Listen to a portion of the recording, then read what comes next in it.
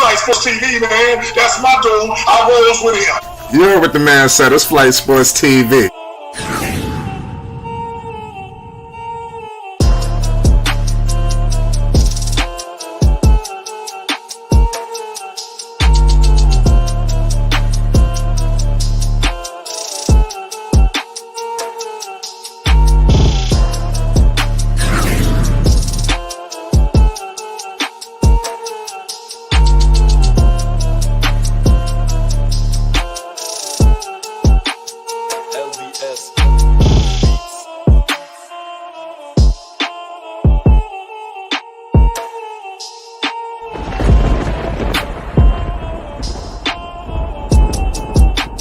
I said, Flight Sports TV, that's where it's at.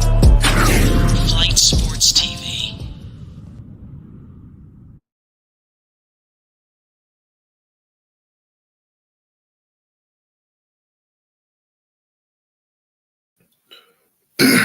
What's going on, people? It's Flight Sports TV. I appreciate y'all for checking with me. You already know what it is. We back with another one of them things. Listen, man, I appreciate y'all for checking with me tonight because this is a breaking news report in the NBA. We want to break things down as much as we can and the ramifications of what this means for the East, what this means for the West. I definitely want to gauge everybody's thoughts. And like I said, even my own. Clearly, this news broke last night, a little over 24 hours ago.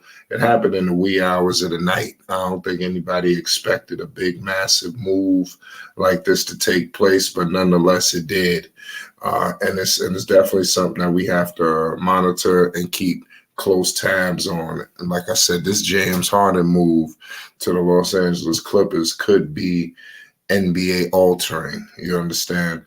I definitely like the pickup, in my opinion, for the Clippers. I think that now this gives them some much added weapons, in my humble opinion. And I think that you're going to get guys wanting to flock out there to Los Angeles. We're gonna break it all down. It's definitely a wild night in the NBA. It was a lot of things to discuss. So many things have went on today.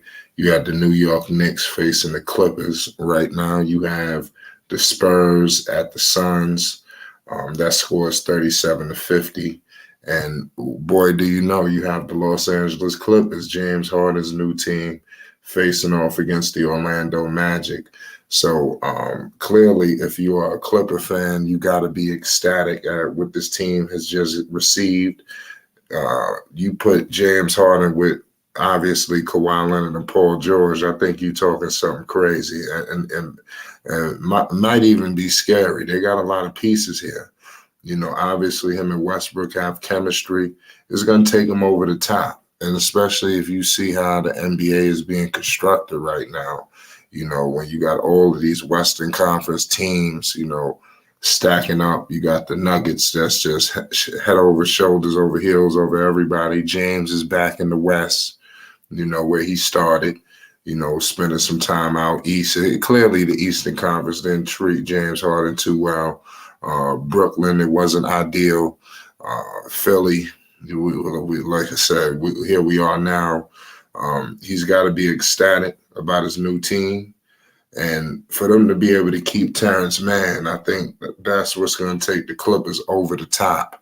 I think that they finally have a team. It's crazy how you have some teams who don't ever incorporate anything to their squad, and then you see other teams like the Clippers. Other teams, they continue to retool around their players and their core. You know, you can't say that for other organizations. Some organizations, we asking, can they get another star next to their star? You got other teams acquiring 3 and 4 stars. So the NBA is clearly headed in a crazy direction. You know, in my humble opinion, I really think it's getting to a point where they're going to stockpile the stars. And if it's going to be like that, so be it. It'll be an arms race. You talking about they got Powell. He's a sniper. They got people who can put the ball in the hole. And obviously you got all of these go-to scorers, you know, all at one time who could do something for you. The Clippers are stacked. And I think that they got James Harden really for a bunch of supplementary parts. I wasn't high on the pieces. I mean, you getting him for veteran players. That's not an adequate return, for a guy like James Harden. You would be expecting draft picks, all kind of stuff. But for them to only receive a bunch of veterans, picks that possibly they could use, I think that might be the best bet. But believe it or not, if you the Sixers, they kind of got kind of forced into this move. They might not admit it. They'll say, hey, this was the best or whatever, but they got forced into this move. They had to do it too, because you have Joel Embiid. Joel Embiid is on the roster and he's doing everything. He cannot do that all season. And I think James Harden knew that. This was perfectly calculated to get out of Philly. He knew the more he holds out, the more they have to do something. They could talk all this stuff. We gonna hold on to it. Oh no, you ain't. You got Joel Embiid there. You either gonna have this man play for you and give 110%, or you have to move him ASAP and get some talent. Because if you relying on Joel Embiid to put up monster numbers every single night, you're gonna be in for a rough ride. And it still is very possible that Joel Embiid is going to have to put up massive numbers, because obviously all of the people they got, they didn't bring back a star. Terrence Mann, he's not a star, but I think he would have been in a situation where he would have fit perfect next to Tyrese Maxey. That's what I'm saying. They didn't get anything of youth that I feel like. I think they missed out on that. They got a bunch of people who could fit with Joel Embiid right now. Batum, all these guys, these guys are going to be able to fit with the Sixers and what they want to do. Covington, he played for the Sixers, so he'll be right at home. They know his game, so they get him back. So it's pretty crazy because you got PJ going back to the Clippers. It seems like everybody going back to where the hell they wanted to go or whatever, but it's crazy how they got PJ out there. Everybody is just like, PJ name is just kind of getting thrown under the radar, but the PJ Tucker move was a big play too, to add him to the people that they already have on this roster. The last time he was with the Clippers, obviously it was different. It's a completely different ball game right now for the Clippers. I think that they have this probably be the best opportunity. If they're healthy, this would be the best opportunity to win a championship. And you have all of these young, hungry people. You got Westbrook. He's chomping at the bit for a title. You got Paul George. He's chomping at the bit for a title. And you have, obviously, the newly acquired James Harden. He's chomping at the bit waiting for the title. So we're going to have to figure all of this out, to be truthful with you. I really don't know how it's going to play, but I'm definitely looking forward to seeing it. I'm excited for what this NBA season is going to bring. I would have loved for this move to take place around training camp. I don't know if they weren't able to abstract everything, because it was a report a few days ago that the Clippers were backing out of the Harden sweepstakes. I guess the price was getting a little too steep, so they was ready to maneuver. But for whatever the reason it is, it wasn't the case, But like I said, I'm very high on, whatever the Clippers are trying to do if they're all healthy. Now if you got people in and out the lineup, and it's going to be kind of crazy because I did hear some things where they were saying bringing in Harden to help out Kawhi while he missed time and all that. The NBA has a new rule in place. They're going to have to really be official when they're discussing what in the world these people got. What are they in for? What are they not playing for? You can't just not play them. Those days are over. They got questions and they want $1 million answers. And I definitely like what's going on. I don't know if it's with the competition committee or whatever the hell. They're doing a good job making sure that things are done properly, getting into the flopping, so the NBA is definitely moving more competitive. Of course, the physicality, I don't know if we want to see that return. So, the game is definitely moving in a crazy direction, with all of the positions and things of that nature. And now with the acquisition of all of these prime assets, that Clipper payroll is going to be very high. That's all I can let you know. That payroll is going to be silly. So it's going to be interesting to see how it all works out. But we will be monitoring that situation very closely. Um, I want to get into some of this return, that the Clippers have received. Obviously, part of me with the 76ers received. I think because everybody's going to be obviously Harden is the steal of this deal, and I would have loved to put this report out earlier, but I really had wanted to speak on this move. They were able to get the picks. This is what I want to get more specific on. Um, PJ Tucker, the Clippers will receive Harden, PJ Tucker, and Philip Petrasev, while the 76ers will receive an unprotected 2028 first round pick, 2 second-round picks, a first round pick swap, Marcus Morris, Nick Batum. You got Robert Covington, KJ Martin, and another first round pick will be rerouted to the 76ers from the Thunder. So it looked like the Sixers were able to walk away with something too. The Sixers are waving green to clear up space to make this move happen. Danny Green wasn't doing nothing. I'm pretty sure he's gonna get picked up by somebody. It seemed like all playoff teams have some value or use for this man. But the NBA is moving in a crazy direction. That's one thing I can let y'all know. Um, I'm very excited for what to take place with this team. I want to see if the Clippers are going to be able to shake up what's going on with the Suns. Look at what's happening with Phoenix right now. Everybody broken down. It's just been a report today with the Phoenix Suns that basically 2 guys were out, just out point blank. So I was really trying to figure out, like, man, this is sickening, and these 2 guys, you know who this is? This is Bradley Beal and Devin Booker. They're saying the reports now that they don't know when the hell these people are coming back.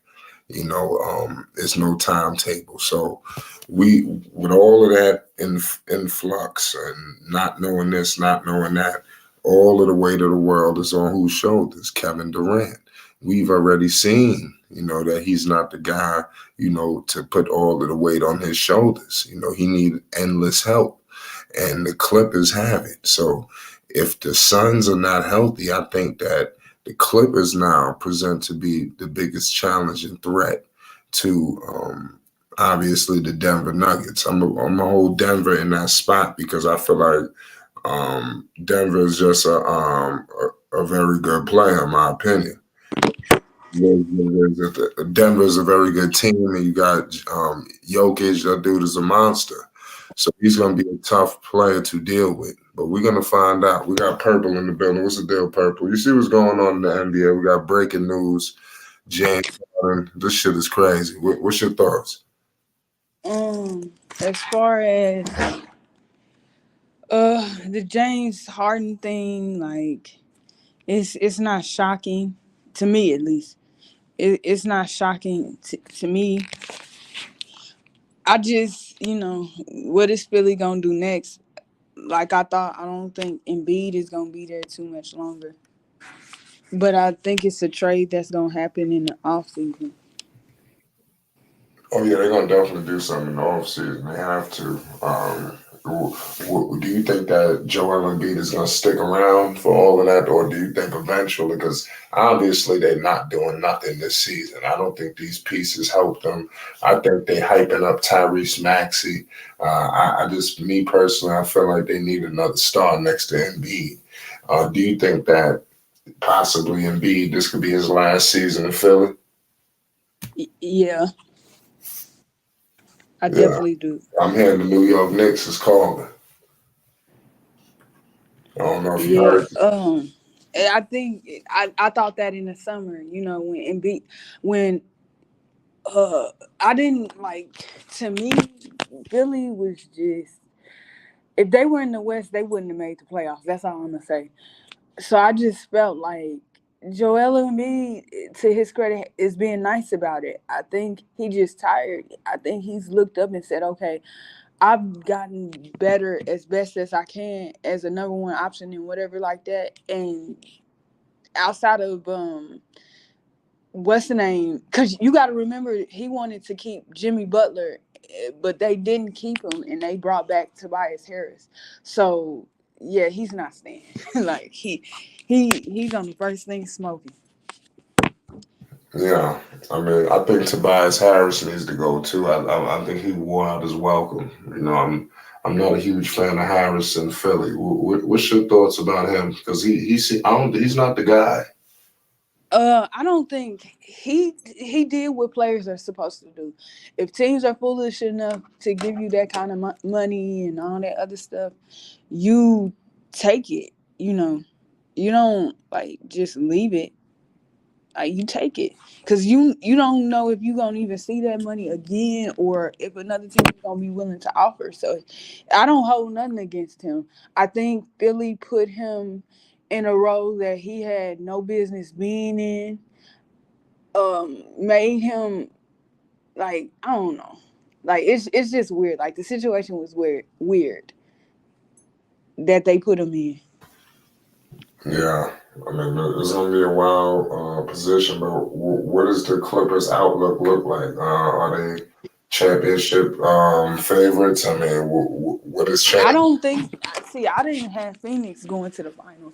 I think because the West is so loaded, depending on now with the Clippers, depending on what two teams these two people play, I don't have any faith that they're if either one of them get to the second round, then both of them will be second round exits and or first round exits. I think they'll be good in the regular season, and that's about it. Like I have no faith. You can't keep I thought we came to this conclusion like a year and a half ago when you get these three star or all star type players together, and now you barely got money to fill out your bench or the remaining players, and yet I still see owners or players still doing their normal stuff. So I don't have no faith in it. Like it's just weird. It's definitely weird. What about the dynamic with Harden and Westbrook? They're getting reunited. It seemed like it's one big reunion happening out there. I mean, I'm happy if they happy. I seen a video. They look pretty cool and stuff. I heard they are pretty cool, that they talk every day and stuff like that. So, you can't one thing about me is I never you have to learn as a fan, the key thing is fan, that don't get too emotionally invested in what the media puts out and shit like that on these players. No, you're right about that. Cause it'll Media have be you in going a crazy. world. Like I one thing I don't like when people, especially basketball is just a different place for me. But when people call these basketball players out their name or derogatory terms, and I'm like, y'all don't even know these people personally. Do y'all understand how the media works? Do I think some players in the NBA or just players in sports period add fuel to certain fires? Absolutely. But at the end of the day, it's a business that none of us are in, but you sitting online all day calling them out their name and all that. That's crazy. Would you tell them that to their face? You're right about that. Oh man, that's crazy. Salute to Thunder in the chat. Shout out to Thunder. He said, in my opinion, James Harden to the Clippers is a bad idea, especially with a defensive minded system they're running. What do you think? Yeah, I I mean, think they you lost a don't have lot to of. play defense with Kawhi Leonard out there. I mean, Kawhi gonna hold everybody accountable. But this is my thing. Like, do I think he's gonna play a little bit of defense? Yes, but is he gonna play defense like Kawhi or even Paul George? No, not even Russell Westbrook does that. So I don't know. Like, I agree that it's a bad idea, but it only got done because they said Paul George and Kawhi wanted him just like they wanted Russell Westbrook. I man, I don't know what's going on. I don't understand why y'all would need those two players. Like that's just weird to me. Yeah, I think they're gonna be straight. I mean, what about Ty Lue? What's your thoughts on him? I don't know because sometimes I think he's a good coach, and then other times like I'll be looking. But another thing, because it makes me keep any coach that's coaching now, any and everybody. We have to remember some of these people just manage personalities, and sometimes throw game plans in there. But a lot of times it's the assistants and stuff that get the game plans together and stuff like that. And the coach is just the face. It might look like, this. So I don't know. I don't know. Like I question some things sometimes, and other times I'm like, okay, he's good, but I don't know how this is gonna work. Yeah, they're gonna be good. I mean, I think it's gonna be interesting to see, but I can't wait till they first get a chance to play. I'm pretty sure they got physicals, all that shit. But it's gonna be crazy. What about how do they stack up against Phoenix if they healthy, and what about Denver? Because Denver is the top team in the West. Like I said, to me, and I will keep saying this, I don't blame injuries because I know injuries are a part of any sport you watch. But I just felt like Denver last year was the safest team to choose. They were the most healthiest. They played like a team. There was not too much individualness or ball dominance on that team. Like they played, the key word is team. And I'm like, with that, I know like Jokic is talented, but it's something telling me like it's no way I'm picking them. This is like the first team in a long time that I've seen, well, Milwaukee too.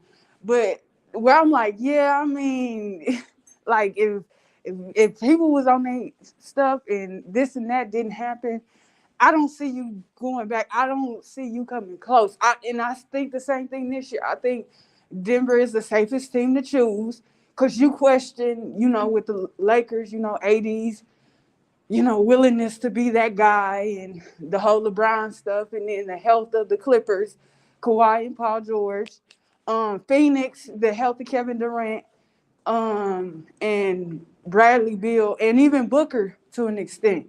It's just question marks. And once again, like Denver is just the safest team to choose to win it all. Yeah, no, you're right about that. Denver is definitely like safe, but we don't know. I like Jokic though; he's still a problem. Nobody has seemed to figure that out. And the last time I checked, Zubac ain't gonna do the job. Uh, Well, nobody's doing the job with him. yeah, It's stopping, like everybody said, it's stopping everybody else. But I feel like the everybody else, like with the Clippers, to me, the Clippers don't beat Denver if they don't have Kawhi and PG. The Phoenix Suns won't beat them, even though Devin Booker is the best player on the team. But if they don't have Kevin Durant, yeah, man. Like I said, Kevin Durant, he got it on the shoulders now. He begged for all these people to come, and basically, it don't make no sense. you know what's crazy? I hope guys in the future that's coming up, even guys that's made it to the league already, everybody's situation is different, but I think KD's situation is something to really learn from, because we knew that OKC's situation with him and Westbrook was toxic, and it started from up top. He had a right to leave. Now I understand that he shouldn't have went to the Warriors, but I'm not that man. Like at the end of the day, it happened. We need to move on from it. Yes, I understand that he didn't win, but with his play style, he's a big out there trying to play like a guard. Well, he's a wing, but he's a wing out there playing like a guard at 6'10" or 6'11", however tall he is. Oh, he's not going to be the same. He's not going to be as quick. He's going to be less efficient. And I'm looking at people like, what did y'all expect? We look at a smaller player in Clay. I don't care what nobody said. I knew Clay wasn't going to be the same. And people jumping on Clay and stuff and talking about how inefficient he is and all this other stuff. And I'm like, it's like that, bro. Like PG, I think is the exception to the rule in a way, where when he broke his leg and everything. But other than that, most players when they get hurt like that and they're dominant like Clay was or even KD was, they don't come back the same with the injuries that they suffered, especially guys that's around KD's height. Yeah, KD should be doing a lot more. I mean, like I said, he relies a lot on the other players. He wants these other guys like Booker and Beal to come back so they could do all of the work. He just sit back, he just direct traffic. That's how he wants to play the game, and he'll consider that playing the right way. So I mean, it's crazy. How the game is moving. I don't get it. Yeah, I just feel like you can't win for losing. I don't think he's wrong, but I don't think he's right either. Like, I wanted him to go to Washington, but how foolish am I? John Wall was injured. He wasn't coming back no time soon. And outside of Bradley Beal at that time, that team was a mess. I was kind of mad when I seen the Warriors, but when I went back and calmed down and I went and looked, I said, okay, that don't make no sense. And they couldn't have took him in anyway because of John Wall's contract at the time, and they had somebody else and Bill. So it wasn't possible for them to do that. Yeah. I mean, Bill was a good player, man, in Washington. I want to see how he play with all his talent. I Right. think he's a wild card. But if these guys not helped, this guy got a back problem. You got Booker with an ankle or whatever the hell. Knee. I don't know what the hell is it, a knee? There's something going on, man. It's not good. Right.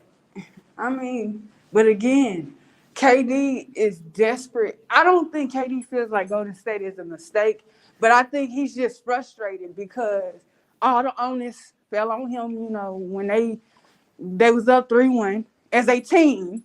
And, but everything kind of got put on KD in the media because he didn't come through and they lost to Golden State. So he was like, okay, I'm leaving OKC. Like I said, to me, I'm not. He was a free agent first of all, but fine, he went to Golden State. Like I don't understand. Like people was like, oh, he should have stayed. It's not going to work. Him and Westbrook hit their ceiling with each other personally and on the court. It wasn't working. And what are you talking about? Where at? When KD left OKC and went to Golden State, Yeah, that was like a mess. put I think it was. I don't think it was so much that him leaving. It's just that he went there. He could have yeah, went but to other teams too. like when you ask, okay, what team should he have went to? And you keep like you have to break down with the roster situation and the money, right? And like I said, I wanted him to go to Washington until I recognized, okay, they can't do that because John Wall was injured at the time. They had Bill's contract and somebody else's. I can't think of who it was. And I was like, oh, well, they couldn't have took him in anyway. Nobody could give you another team that he could have went to. It's just people really that mad that man went to Golden State. I understand he shouldn't have went to the team that he lost to. That was stupid. But I don't agree that he should have went back to OKC if he was not personally happy and frustrated with Westbrook. That doesn't make any sense. Yeah, it don't make a lot of shit don't make sense in this NBA. I tell you, but only time will tell. I definitely want to know that biggest adversary. It's gonna be crazy. What about the Lakers? All this shit going on. How does this affect the Lakers? That next door neighbor. I think the Lakers. The Lakers always get involved in something, no matter what trade. How does it affect the Lakers? The thing about AD is, and this is my fault because I really didn't pay close attention to him when he was in New Orleans. But I'm like, I'll be looking at him and I'm like, okay, he did scored here, scored there, got a couple rebounds. It's like he didn't had a good 3 games, right? But it's you look at it and be like, did he really affect the game like he need to? Is it wrong for us as fans of the game to be like, yo, LeBron is still the best player on the team? The team, AD doesn't really affect the gravity of winning winning even when he is putting up 30 points. Because I'm looking at that Magic game the other night, and I'm looking at AD's box score, and I'm like, what the hell? Like, and I like the Magic, but I'm out there like, really? Like, what's going on? You just out here putting up a great stat line.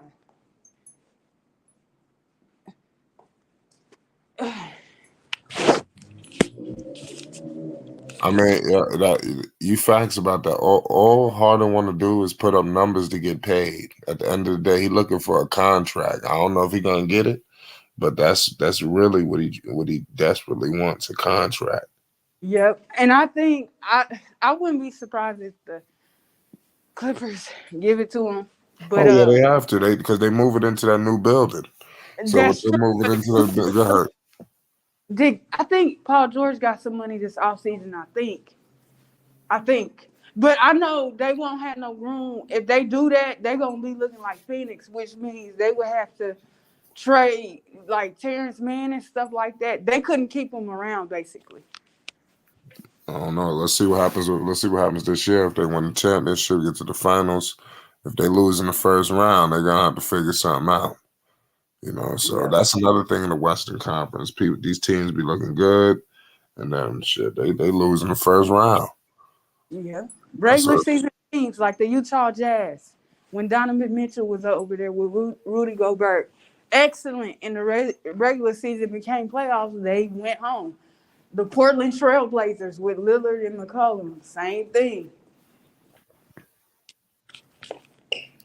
yeah, like I said, Lillard and McCollum, that was a underrated little duo. Too bad they wasn't a little taller. They probably would have did something. Shout out Thunder. He said none of them got paid. That's why PG and Kawhi are playing. Mm-hmm. Terrence Mann gonna be an X factor for this team. That's crazy how they even did that trade without getting him. It's They not backed surprising. him into a corner. And you know why they holding on to Terrence Mann? Because they looking at Shea Gilgeous Alexander. Yeah, they could pretty much use him as a trade asset in the future. Because I'm looking like, I said, not y'all playing violin songs coming out. Y'all shouldn't have traded. I could have told y'all that. But do I understand why y'all did it? Yes, because y'all were trying to win. Y'all been trying to win for what? I think Kawhi been there for what? Almost 7 years, 6 years, somewhere in there.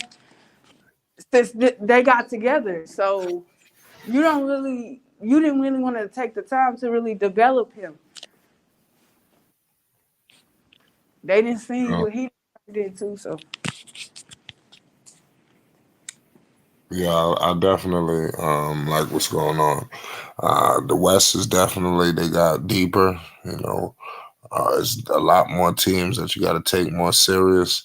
Uh, I think teams match up pretty decent with these guys because, like I said, at the end of the day, you got Zubac down there. And so I think until they get a better defensive big man, I think you got Plumlee coming off the bench. That's going to be the weakness for this team. I don't think you should try to get into a shootout with them. I think you just need to post up and, eat in the paint. If Anthony Davis and LeBron decide to do that, they should be good. Yeah. Embiid, rap guy said Embiid would demand a trade. Like I said, we talked about that. Well, We y'all don't. know it's against league rules now. So if he do it, he can't put it out to the media and stuff like that. So Yeah, I mean, I think it's eventually gonna happen. yeah. They need to hurry up and do it too. So because, like I said, they can trade and they can get a haul. Because that dude is always hurt. So people gonna be cautious about giving up pieces for this guy. I'm hearing the Knicks talking about putting up the house. I'm like, man, this dude gonna come to the Knicks and something gonna go wrong. That's just how the Knicks is. They're gonna give up all their assets for him to come here and get hurt. Talking about he was the former MVP. They're gonna sell it good. That's crazy. I don't know. I don't know if the Knicks should even trade for Embiid if he come available. It's too high of a risk. Man, my thing is Embiid to me, you gotta like he can't be out there like that. And to be honest, sometimes Embiid, like Anthony Davis, is playing currently right now. Sometimes he don't play like the number one option on the team. So that's the thing. Yeah, like I said, you said Embiid don't play like the number one option. Not all the time. Because it's like what we feel about Harden. He's awesome in the regular season. Same thing with Embiid. But then they get to the playoffs and you search like you like where was you at? Like Embiid, one thing that I never liked about him is you can show your personality, but he's too playful sometimes. Like he wants to be the jokester in the group instead of taking some stuff serious. Like stuff serious. Like he plays too much. Well, you talking about Embiid? Yeah. Yeah, I think he's gonna be all right though. He's gonna shake out of that. I think he about to get a little angry. But do you really think Tyrese Maxey is that good? Yeah, I like him. Now, is he somebody that I would probably build my franchise around? No. No, I wouldn't do that. But he's a great complementary piece to Embiid and stuff like that. But it's not somebody that I'm like, okay, I'm a market. And I'm like him and him, Maxie and Embiid. No, like no. Yeah, I mean that's crazy. I think they asking too much out of him just because they got left high and dry. I think they're making a mistake putting too much weight on the shoulders of this guy. And like I said, I don't know. He's cool. Like I said, he averaged some high points, but I just don't think he's an all-star guard. He might become that though next to Embiid, but find out. I don't know. Like I'm trying to think of who can I compare him to? Because the only thing that keep popping up in my head is like a Terrence Mann from the Clippers or uh, he's way better than Kobe White. So I don't want to say Kobe White, but like a Shake Milton type guy. If you know who Shake Milton is, that's who he reminds me. Like he's a good piece to have on your team. Like if you needed somebody to come out and score and play make, that's what he reminds me. Like he's okay. Like I don't think he's bad though. Say that last point again. What about who I would compare him to? Yeah, the last thing that you just said. Oh yeah, like I feel like I said he's like a Terrence Mann. He's better than Kobe White, but because I'm trying to think of fuck who can I compare him to? Kobe White is trash, in my Or opinion. like a Jalen Green. Like to me, those are good players. Not Kobe White though, but like Jalen Green and Terrence Mann to me are good players. Or like a Norman Powell, just a smaller version. But they're not somebody you build a franchise around or like say like what they trying to do in Philly. I respect them for it, but nah, Maxie ain't. I'm sorry. I'm sorry. Like He's a Maxi he Williams caliber. he don't suck though. Like I think he a good player, but he's just not something you build a franchise around. He's a good complimentary piece. Yeah, next they're gonna say they're gonna build. You're right about that. When they trade Embiid, they're gonna be building the franchise around him. We got Colin in here. Another guy who's rolled in. What's good with y'all? Let's go in there. We got Purple Baby in here. We talking about this James Harden trade. Yeah, I'm a Sixers fan. I was listening to y'all talk about the Sixers for a second. Wow, what's up? What'd you hear? I mean, I gotta disagree on y'all Maxi take. I ain't gonna lie. I'm not a Bede fan. I'm a Sixers fan, but I'm not a fan of Embiid. I don't really I don't like the way he play. He basically remind me of the big man version of Harden. And I don't like James Harden. You always flopping, looking for fouls. I watched this man for 6 straight years in the playoffs.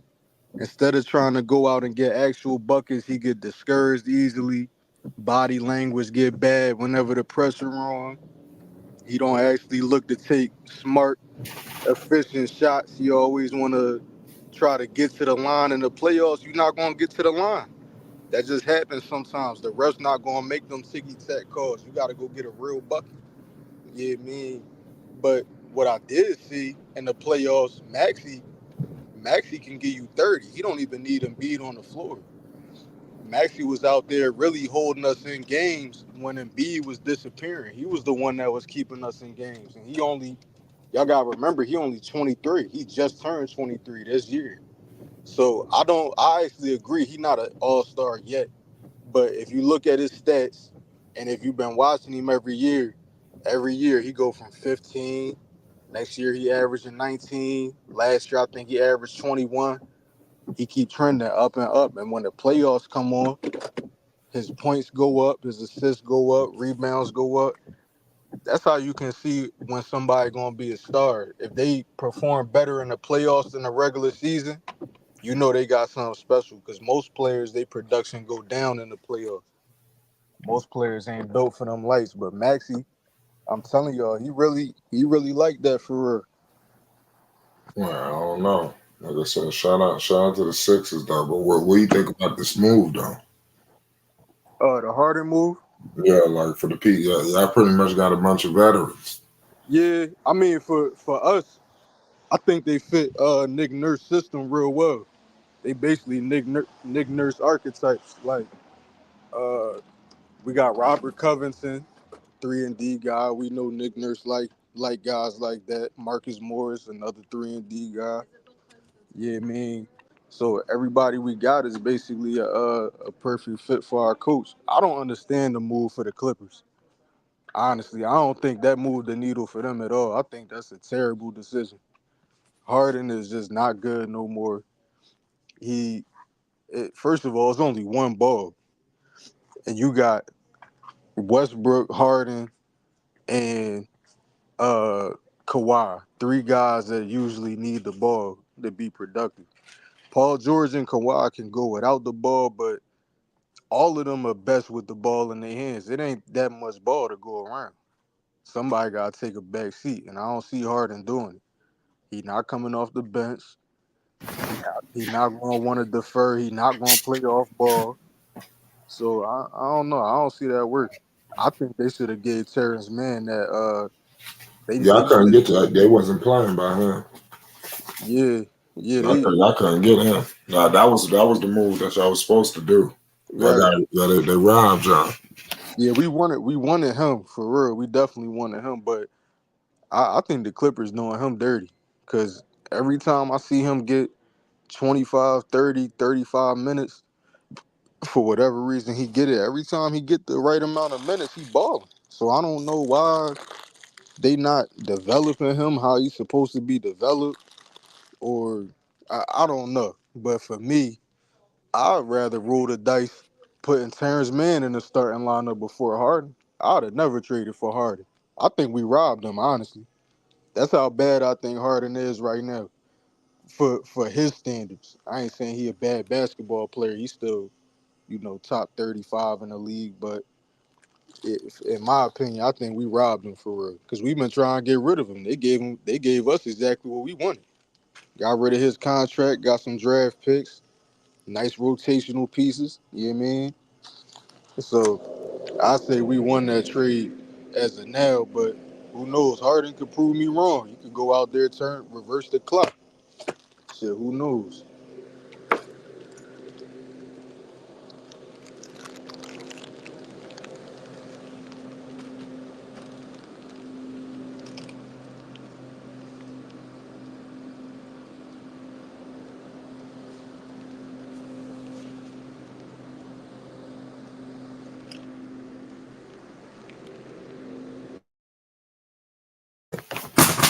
I was just talking to you. My mic was on mute the whole time. What James Harden gonna do? For not James, yeah, James Harden in the Clipper uniform. It's gonna be cool. He's reunited with Russell Westbrook. But we know what that's gonna be like. But what about Kawhi Leonard, PG? How you gonna fit with them? I mean, we gotta see them on the floor, man. They got actually get some tick. You know what I mean? what it's been 3 years now, and they probably only done played like what 60, 70 games together, something like that. Yeah. Yeah, they gotta get on the floor. I can't even. Hey, you got basically right now the Clippers got four past their prime. Well, no, that's wrong. Kawhi and PG still in their prime. I'm gonna say right now they got four players at the end of their prime or at the end of their prime. I mean, at the end of their prime or past their prime. Harden and Westbrook past their prime. Kawhi, PG at the end of their prime. So the injury's gonna be there. You know, knock on wood, but just realistically speaking, the injury's gonna be there. Yeah, man. I think it's a terrible fit. Harden just a terrible fit with that team, man. He not no off-ball player. Russ is already the point guard. The fuck you gonna do with 2 point guards? You gonna put Kawhi at the four now? I don't know. That's a weird fit for me, and that's a very expensive team with no depth. I don't think that's gonna work. Honestly, I'd have never pulled that trigger if I was them. But I appreciate them though. They helped my Sixers out a lot. Shout out to them.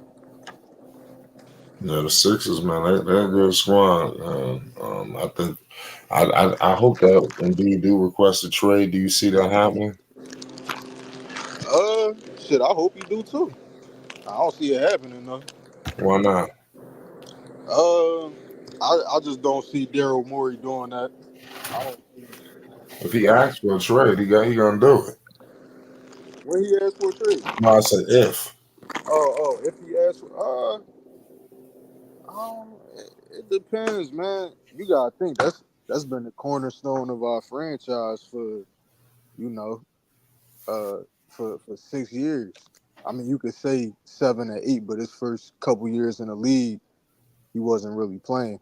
But past 6 years, he been the cornerstone, man. So it's like that. Yeah, we gonna get at least minimum 5 first round picks for him. Yeah, I mean, it ain't gonna be No, you're MVP. not. You don't think so? Nah. I mean, the Knicks got it though. We talking I about definitely players. get in contact with the Knicks. We talking about somebody just won MVP last year, man. It's 5 first round picks. Listen, Rudy Gobert went for 5. So what you think That's Embiid not gonna gonna get? happen again. That was a mistake. I don't know Yeah. what the hell Minnesota was thinking. I mean, we see players all the time. A lot of superstars at the end of their prime, they go for 3, 4 first round picks. We talking about an MVP in the middle of his prime. He definitely he either going for three or 4 first round picks and another All Star, or he going for 5 first. If He going for Julius Randle and RJ Barrett. if they if they give us now, listen, if they give us Julius Randle, You take Julius uh, Randle. if It's they give us Julius Randle, Emmanuel Mitchell Quickly. Robinson, No, no, we're gonna hold on to Mitchell Robinson. oh no, that ain't gonna happen. Y'all gotta come up We off gotta him. do the Twin Towers. Y'all gotta go. Listen, man. We Daryl Morey. You know how Daryl Morey get down. He really be out here thugging. He gonna get everything. No, he's not. No, You he's know not. how he move. You must don't know how the Knicks operate now. So he Look gotta what get we just everything. got. Look what we just got for Harden, and he is terrible, bro. Harden ass. I'm sorry. I was trying to sugarcoat it. That man ass. Yeah, Nah, man. I don't And think he honest. I think like he definitely not the same. he not the same at all. Like that's an understatement, bro. That man shot 30% from the field in the playoffs for a whole series. That's crazy. Mm. That's beyond bad. And that's you got to think how bad that has to be because he had 2 games in the playoffs shooting. He scored 40 plus in 2 games in the playoffs. So the rest of his games were that bad that they all averaged out to 30% from the field. Like that's come on, man. And he never been good in the playoffs his whole career, even in his prime. So I would have never. It, listen, you want to give us 2 first round picks, 2, 3 second round picks, all them players for Harden? Man, look, that boy Daryl Morey gonna do damage when Embiid want to be traded. But I want him to go. Y'all can have him. Honestly, we'll give him to y'all for a bologna sandwich if you want it. Who give him to the bologna sandwich? Yeah, bologna sandwich. Y'all want some mayo, You heard, pepper you heard jack? this guy, Purple. What you think about this Philly guy?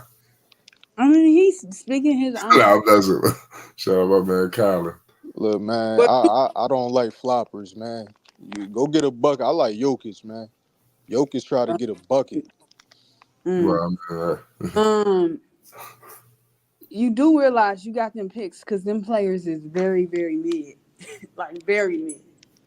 Yeah, I mean they don't have to be more than you. You gotta think right now. We got Tobias here. We got a new coach. This ain't Doc Rivers. I couldn't. I wanted to break down crying when I seen we got Doc Rivers. He's not a good coach to me. Never been one. He got carried because he had a super team in Boston. Outside of that, he's never done anything. But Doc Rivers' system is terrible. He's basically the Black Brett Brown. Their system does not fit Embiid, didn't fit Ben. Now we got Nick Nurse. He understands how to put his positions in the players, his players in position to make plays. So now you see Tobias Harris averaging 20 right now. Yeah, man. You see Maxey coming into his own, looking like an all-star this year. You see Embiid being efficient, even though I don't really like Embiid, but I gotta admit he looking great right now. He efficient. He making smarter shots. Yeah, man. He got Paul Reed playing great defense. Nick Nurse is a great coach. So you got all them 3 and D players from the Clippers. Marcus Morris is a hooper, and I'm a little biased because he's from Philly. I ain't gonna lie. Nick Batum, solid veteran. You know, he's still mid, but solid veteran. Smart IQ guy. Uh Robert Covington, 3 and D guy. That's Nick Nurse. Perfect system fits right there. So we don't need they can be mid. We don't need no superstars. You know what I mean? We already got we got 3 guys averaging 20 plus, and 2 of them is averaging 25 plus. So we good. You know what I mean? All we needed really was the defense to keep up with the Celtics and the Bucks of the world. We don't really need too much scoring. I mean, shit, any of that shit is better than Harden anyway. I'm sorry. I don't know what y'all seeing that dude. I watched that shit for 2 years straight. And we division rivals with the Nets, so I really been watching him for 4 years straight. As far as watching almost every game, he is way past his prime. I can't even believe. That's why Daryl Morey didn't want to give him that contract. Daryl knew what he was doing. He not worth that money, man. I know 40 M's. Clippers really gonna regret doing what they just did, but it'll get them to like the second round. I Mm, just don't. I don't see the Clippers getting past no. I don't even see the Clippers getting past the Kings. I ain't gonna hold you. mm, interesting. I just feel I don't know. Like really sports in general is crazy. Like Yeah, I we just biased.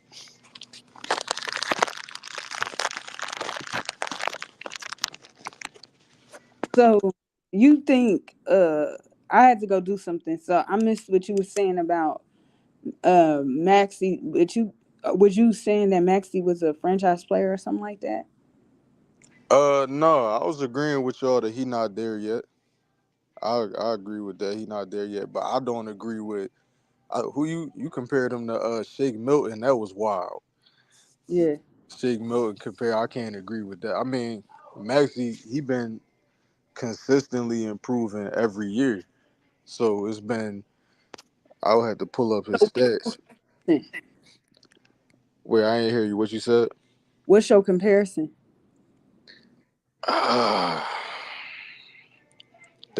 That's tough. I mean, he's averaging 37 and 6 right now.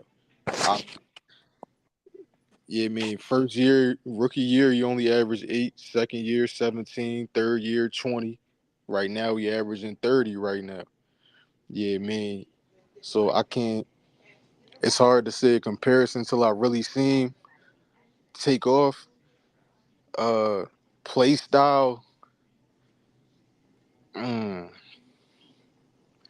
I don't know, cause he fast, he athletic, but he's not like a high flyer. he is athletic, but he's not like a high flyer that's gonna be dunking on people. Uh, he got a jump shot. Honestly, he's just his own player. I don't really have a comparison, honestly. Like he really is his own player because it's not too many guys that's came in the league super athletic and with a crazy jump shot. Yeah, man, you could go to Eddie Jones, but he a little shorter than Eddie Jones. Uh, you could go to Gilbert Arenas, but he wasn't the most athletic dude. I would say maybe Gilbert Arenas without the post game, something around that type of archetype. But I definitely think you can build a franchise around him eventually. It's just gonna take some time. Keep in mind, he only 23, so we got a lot of time to build something around him. When by the time Embiid prime is over, if he stays next 3 years, Maxi only gonna be 25, 26. You know what I mean? So we got all the time in the world to keep evaluating him. Shout out to my man Fresh Prince of Belize. He said easily could go back to 6 man. What you think about that? You said who could be 6 man? They said Harden. Harden not coming off the bench, bro. We gotta be honest. What Somebody gonna have to sacrifice. I uh agree. is they said Westbrook. Oh, Westbrook. Yeah. I could see Westbrook coming off the bench because he only making 4 mil a year right now, so he already sacrificing. I don't think he got his ego not as big as them other guys. He wouldn't have no problem coming off the bench, but I don't even know if that's the best. Man, Harden in the mix just complicate everything. That was a terrible move by them, in my opinion. I agree with you. It just makes shit way too But complicated. it's not even like I was saying earlier, it's not even a like the GM, it's the two star players that Right. want.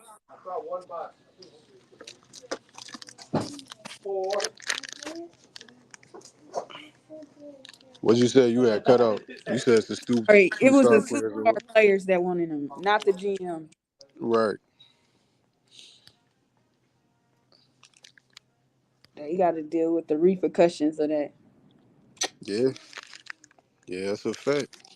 I mean, it like on paper, it works. On paper, you look at it, and even schematically, Tyloo triangle system, it works because the triangle is all about creating separation uh, off the ball and being able to work isolation so that you can get separation. Get me? Uh, so schematically, it works. On paper, it works, but I just can't see Harden being. At the end of the day, nobody cares about regular season. Regular season don't matter. But why do people keep wanting Harden to be something he's not? He has never been good in the playoffs. Never. Not one time. He's been in the league 11 years now. Or 12, something like that. 12, 11, 12 years. He's never been good enough. He's been good round one. He's been good round two. Well, he's been mediocre round two. Whenever it gets down to the deeper parts of the playoffs where you really need your superstars to step up, he disappeared every single year. I can't even recall a year that he's had a great third round. Western Conference Finals, uh, the past couple years in the second round in the East, he's been terrible. So I don't know what they expecting to get out of him unless they think that he about to take like a mellow type role and just completely reinvent his game to being an off ball complimentary player. I don't see that shit working like at all. I agree with that. But anything is possible, and if he does, But you know what's crazy is if it's possible for him to, let's say he had a wake up call and he goes to the Clippers and he's like, you know what, I don't mind. playing third or fourth fiddle on this team, right? Mm-hmm. Um, my thing is, okay, what happened in Brooklyn? Outside of health, what we doing? What you mean? What happened in Brooklyn? Like why he left or why it didn't work? Why didn't I that'll tell you how big some of these egos are for some of these guys. Because it's just like how y'all all gonna get together and then go ghost like that. Uh, it was well. This is just my speculation, matching the timelines up and all that. I think when all that stuff was happening with Kyrie, uh, I think James Harden saw the writing on the wall, and that's probably the smartest thing he did in his whole career was get the fuck up out of there before he saw it all implode. Because I do believe that James Harden does want to win. So if you trying to win and you got a guy like Kyrie that's trying to stand up for morals and all this different shit, like as a human being, you like, all right, bro, I feel you, that's cool, but you a hooper, your legacy on the line. You ain't trying to wait around for that shit. You going, you know what I mean? You're not trying to hear all that social justice shit and I'm about to sit out games for COVID and standing up for what's right. Man, look, I'm trying to win a chip. We ain't even got our best players on the floor because this nigga over here trying to be Malcolm X. Like, yeah, man. So I think James Harden, he probably felt some type about that. And there's the other reports that he always wanted to go to the Sixers anyway. Like, that's where he originally wanted to go after Houston. So it could be either or. That he just went to the Sixers because he always wanted to play with Embiid, or he was just tired of the Kyrie shit, him being inconsistent as far as playing. But if that's the case, I don't know why the hell he want to go to the Clippers because them niggas don't play at all. True. True, true, true. I'm just tired of I understood the Houston move and you wanted to leave. I was in agreement with him there, but it's like he just I don't know. And then I think I'm he's passed on now. But that Kobe comment, I think that bothered him. When Kobe made that comment when he was in Houston, like how he was playing, saying that don't win you a ring. He got mad at he was ring hunting definitely.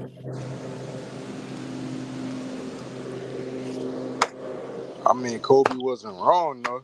That's the thing. I knew he wasn't wrong either. Hmm. That's why I'm looking at like uh, James. I think it was last year. They said, "Oh, he's the assist. He led an assist." Here's my thing about James Harden, and this applies to LeBron too, and Chris Paul, because Chris Paul doing now too. Chris Paul might have always done this, but there are people to me that when I watch them, they hunt for assists. Like they ain't into really giving you the ball unless they're absolutely sure you're Yeah. gonna make that shot or you gonna hit it. So they'll hold on to the ball, hold on, dribble, do unnecessary moves, Hmm. and then it's just like it, I hate when people do this, but like they'll pass the ball, and now the turnover is on. You get the turnover for them holding Right. on to the phone. Yeah, they only going for the play. They only playmaking so they can get the stat. Yeah,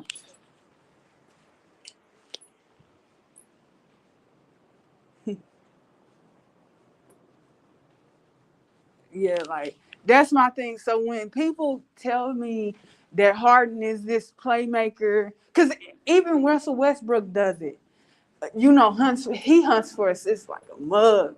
But like when people keep putting out, oh, he was the assist leader last season, and I'm like, so like that man a lot of the times will hold on to that ball until he done it in Houston. We all watched him do it in Houston where he just hung on to the ball unless he felt like it was surefire that that player would make it. It wasn't as bad as Westbrook though with the triple doubles, but it was terrible.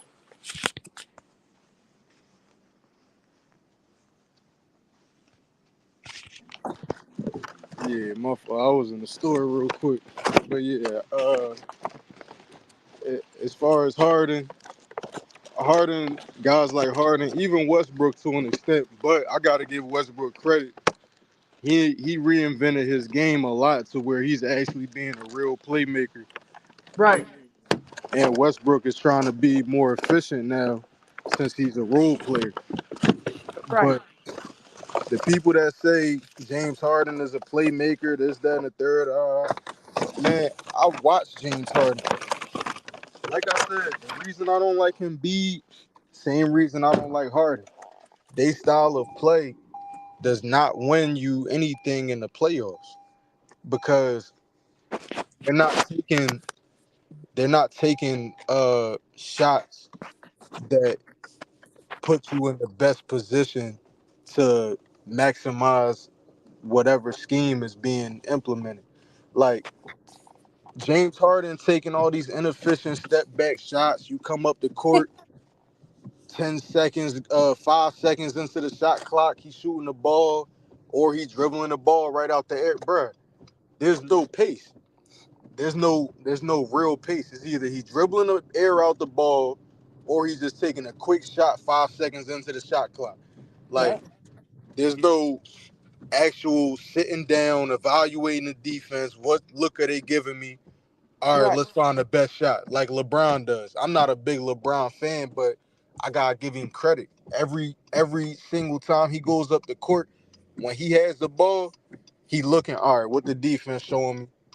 He read defenses like a quarterback almost. Like he literally will look what they showing me. All right, boom. That's how we gonna break them down. Let's go. James Mm-hmm. Harden don't do that. He does what he wants to do.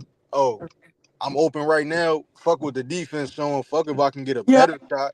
I'm And shooting from 35 feet. Fuck it. yep. And that's crazy because I'm like, did y'all forget how he played in Houston? And see, I did defend him, and I knew I was wrong for defending him. But they was like, if he's not getting to the free throw line, that man average. He Yeah. up there. He did what people were scared to do in the NBA. He manipulated that rule book like no other. He Mm-hmm. took advantage of rules. Hey, it ain't illegal, so I'm gonna do what I do. And you got to see, like, I think he's a nice player, but it's just like, okay, without him having that year where he just read that rule book from front to back and implemented it into his play style, how good would he have been really? I think obviously I'm joking when I say he ass. He not ass, but I Yeah, do I don't think think he's ass either. It's just like I think that took him down a tier. Like when he no longer got those, like Austin Reeves, when they no longer get those calls, now you got to really play. yeah, And I think Harden can really play, but it's like at the and same, he and that's can't. that's my problem. That's my problem with Embiid. It's the same thing. Like you live off the free throw line so much. Like here's a stat that a lot of people don't know, and it actually has shocked a lot of my friends when, because like I said, I'm from Philly. I'm a Sixers fan, but I'm a more of a Jokic fan individually than I am an Embiid fan.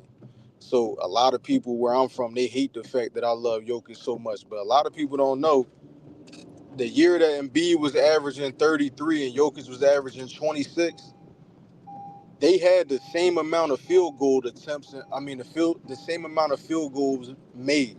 The only difference in their scoring was free throws. The refs just don't call a lot of fouls for Jokic. If he was getting the same amount of free throws as Embiid, he would have averaged 35 that year. Embiid that year was averaging 11 field goals made per game, and Jokic was averaging 10 field goals made per game. So give me the player like Jokic that's getting the real buckets on a better field goal percentage that doesn't have to rely on free throws to get a shot off. I mean, to put points on the board. Because the reason why that's bad, and this goes back to Harden too, the reason why that's bad when you have to rely on the free throws to put your points up is because in the playoffs, it never fails. 100% of the time, your free throws are going down. Yeah. Every time you're not shooting 11, 12, 13, 14, Right. 15 free throws every game. Every once in a while, every other game, every 3 games, you might get a 10 to 15 free throw game. It's gonna happen, but you can't Right. bank on that because the refs they gonna let you play.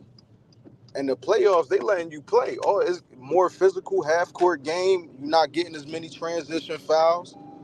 Uh, all the ticky tack fouls go away. And if you just going to the rim and you're not looking to finish through contact and actually get the bucket through contact, and you just trying to sell a foul and sell a flop, you just gonna be looking stupid. Now they gonna take off on a fast break because you're not getting the foul call. You still laying on the ground. Now it's a 4-on-5. You know what I Yeah. mean? And that Yeah. happens a lot with Harden and Embiid's teams. And I couldn't stand watching it last year when they was both on the same team. I wanted to lose my mind because they both just sitting there flopping all game Yeah. while the other team taking up, while the Celtics is taking off down the floor on a 5-on-3. Like, is that can't win you in the playoffs. You have to get real buckets. The reason why Jokic is the best player in the league right now is because nobody can stop him from getting actual buckets. He doesn't flop. The refs don't show him favoritism because he's not trying to sell a flop. He's not an animated player whenever he gets fouled. He's just trying to get a real bucket, and you cannot stop him from getting an actual field goal. When you have a player like that that can go out and just get a bucket, no fouls necessary, no free throws necessary, your defense can't mess up. They can't make a mistake. They have to stay true to that person every time. They have to commit to the double. And then with his playmaking involved on top of that, it's impossible to stop. If a guy But like Harden would just develop his mid range, that's all Harden need. All Harden need to do is develop his mid range. He develop a mid range shot, Harden would still be just as unstoppable. But if they notice you either going three, you either shooting a 3-pointer, or you going to the line looking for, or you going to the hole looking for a foul, and that's the only 2 shots you gonna take. It, it's you it, it easy. make, you said what? I said he's easy to defend. I mean, I Exactly. know points about Jokic. Huh. Jokic, of course. I To me, like I said, like with the anime, if he just played, because I really think Embiid is really talented, but he just I don't know if people say he had a bad attitude or if that's just his personality where he likes to play a lot. He plays too much. Yeah, that's just his personality. That's He- just that's just who he is. and it's sad, like but you know what? I say this: you can't win for losing because DeMarcus Cousins wasn't, that whole thing that went down in Sacramento. It's not that he wasn't trying to be nobody's friend. He played, and the way the media and people around the NBA talked about him, it's Hmm. crazy. So it's just like you either play too much and people don't really take you seriously, and you show up within your play, or you just you end up like DeMarcus Cousins, a lot of Right. talent out the league. Right. What a problem with Embiid, his real problem is he's just not a leader. That's just Yeah, not that's I just agree. not who he is. And But that's okay to me. Like it's not everybody. a, it's not okay for me. But again, I'm a Sixers fan, so I'm biased, so I can't. But the reason why it pisses me off is because one, you getting paid so much money to the point that you have to be a leader. Like, Ooh, like that's interesting. it's because if you weren't getting paid that much money, okay, you don't want to be a leader. Now we can keep guys like Jimmy Butler. Yeah, I mean, that's why he wanted to keep Jimmy Butler so bad. It's because Jimmy was the leader of our team when he was here. He didn't Right, care nothing about if Jimmy wasn't the best player or nothing like that. Jimmy took off that. How you doing? Jimmy took off that leadership role off of his back so that he could just focus on hooping. And right, even though we lost to the Raptors that series, that was Embiid's best playoff series when we right. played the Raptors. He was efficient. He was balling. He wasn't sitting around looking for fouls all game. Uh, it's because Jimmy was able to sit back and be the vocal leader in the locker room. But When you sitting there making, 30, 40 mil, well, we can't keep guys like Jimmy Butler. We can't keep actual leaders. We can't even keep guys like PJ Tucker because we have to construct a roster around you. So if you're gonna be the focal guy, if you're gonna be the focal point of our team, you have to be the leader. I don't know any player making 30, 40 M's that's not the leader of their team. Kevin Durant was, and he didn't want to leave. And If he would and have we said that in the beginning, it would have been so much easier. But I don't think your salary should determine if you're a leader or not. Because at the end of the day, you got to realize these people is grown as hell. right, These people is hard headed. Like, I feel right, like amongst grown people, even on a job, like a regular job, some people right, feel like I shouldn't have to repeat myself or say anything. You know what your job is, go do it. right. Like, and that's what I feel about the NBA. It's a tricky place. Some guys are very immature, and you can maybe say that about maybe Durant, but I don't. It's a tricky situation. It's I agree with you to an extent, but I will say most people do need leadership. yes, I would say some people, like you, might not need leadership. You might just be able to say, okay, this is my job. I understand the assignment. I understand what I'm supposed to be doing. I don't need nothing else. I'm good. But most people, people will try to exploit the rules as much as they can. People will try to get away with doing the smallest amount of work for the most money that they can. yeah, Uh, and that's what leadership is for. Leadership is to keep people in check and remind them of the common goal that we all have. Because right, most people are gonna try to bullshit if they can. You know what I mean? So you gotta have your leaders around to make sure that somebody's not, messing up the overall mission of the team. yeah. Like you said, even in a regular job. So yeah, I would agree some people don't need, a vocal leader or nothing like that. But I would push back on that for the NBA only because in the NBA, uh, everybody's not there. There's limits on talent in the NBA. So when you have a guy that's your best player, when he's your leader, it hits different than having PJ Tucker telling you something. Because, like you even said, those guys in the NBA, they got egos. Now, Yeah. if Michael Jordan is telling me, hey, yo, ain't nobody trying to hear that bitching and complaining, bro. Like, get to your spot, bro. Get to your spot. When I had a ball, you know what I mean? Get the fuck out my way. If Michael Jordan say that, fuck I'm going to say. That's Mike. You know what I mean? I might feel some type about it, but at the end of the day, Mike is going to score. I can't be mad. He going to do exactly what he's saying to do. But do you think you alienate people around you? Like, yeah, people like Kobe. That's what comes to mind. It hurts me to say, but I think because some people emotionally were not ready to deal not just with his honesty, but the way he went about things. Look at players like Dwight Howard, for example.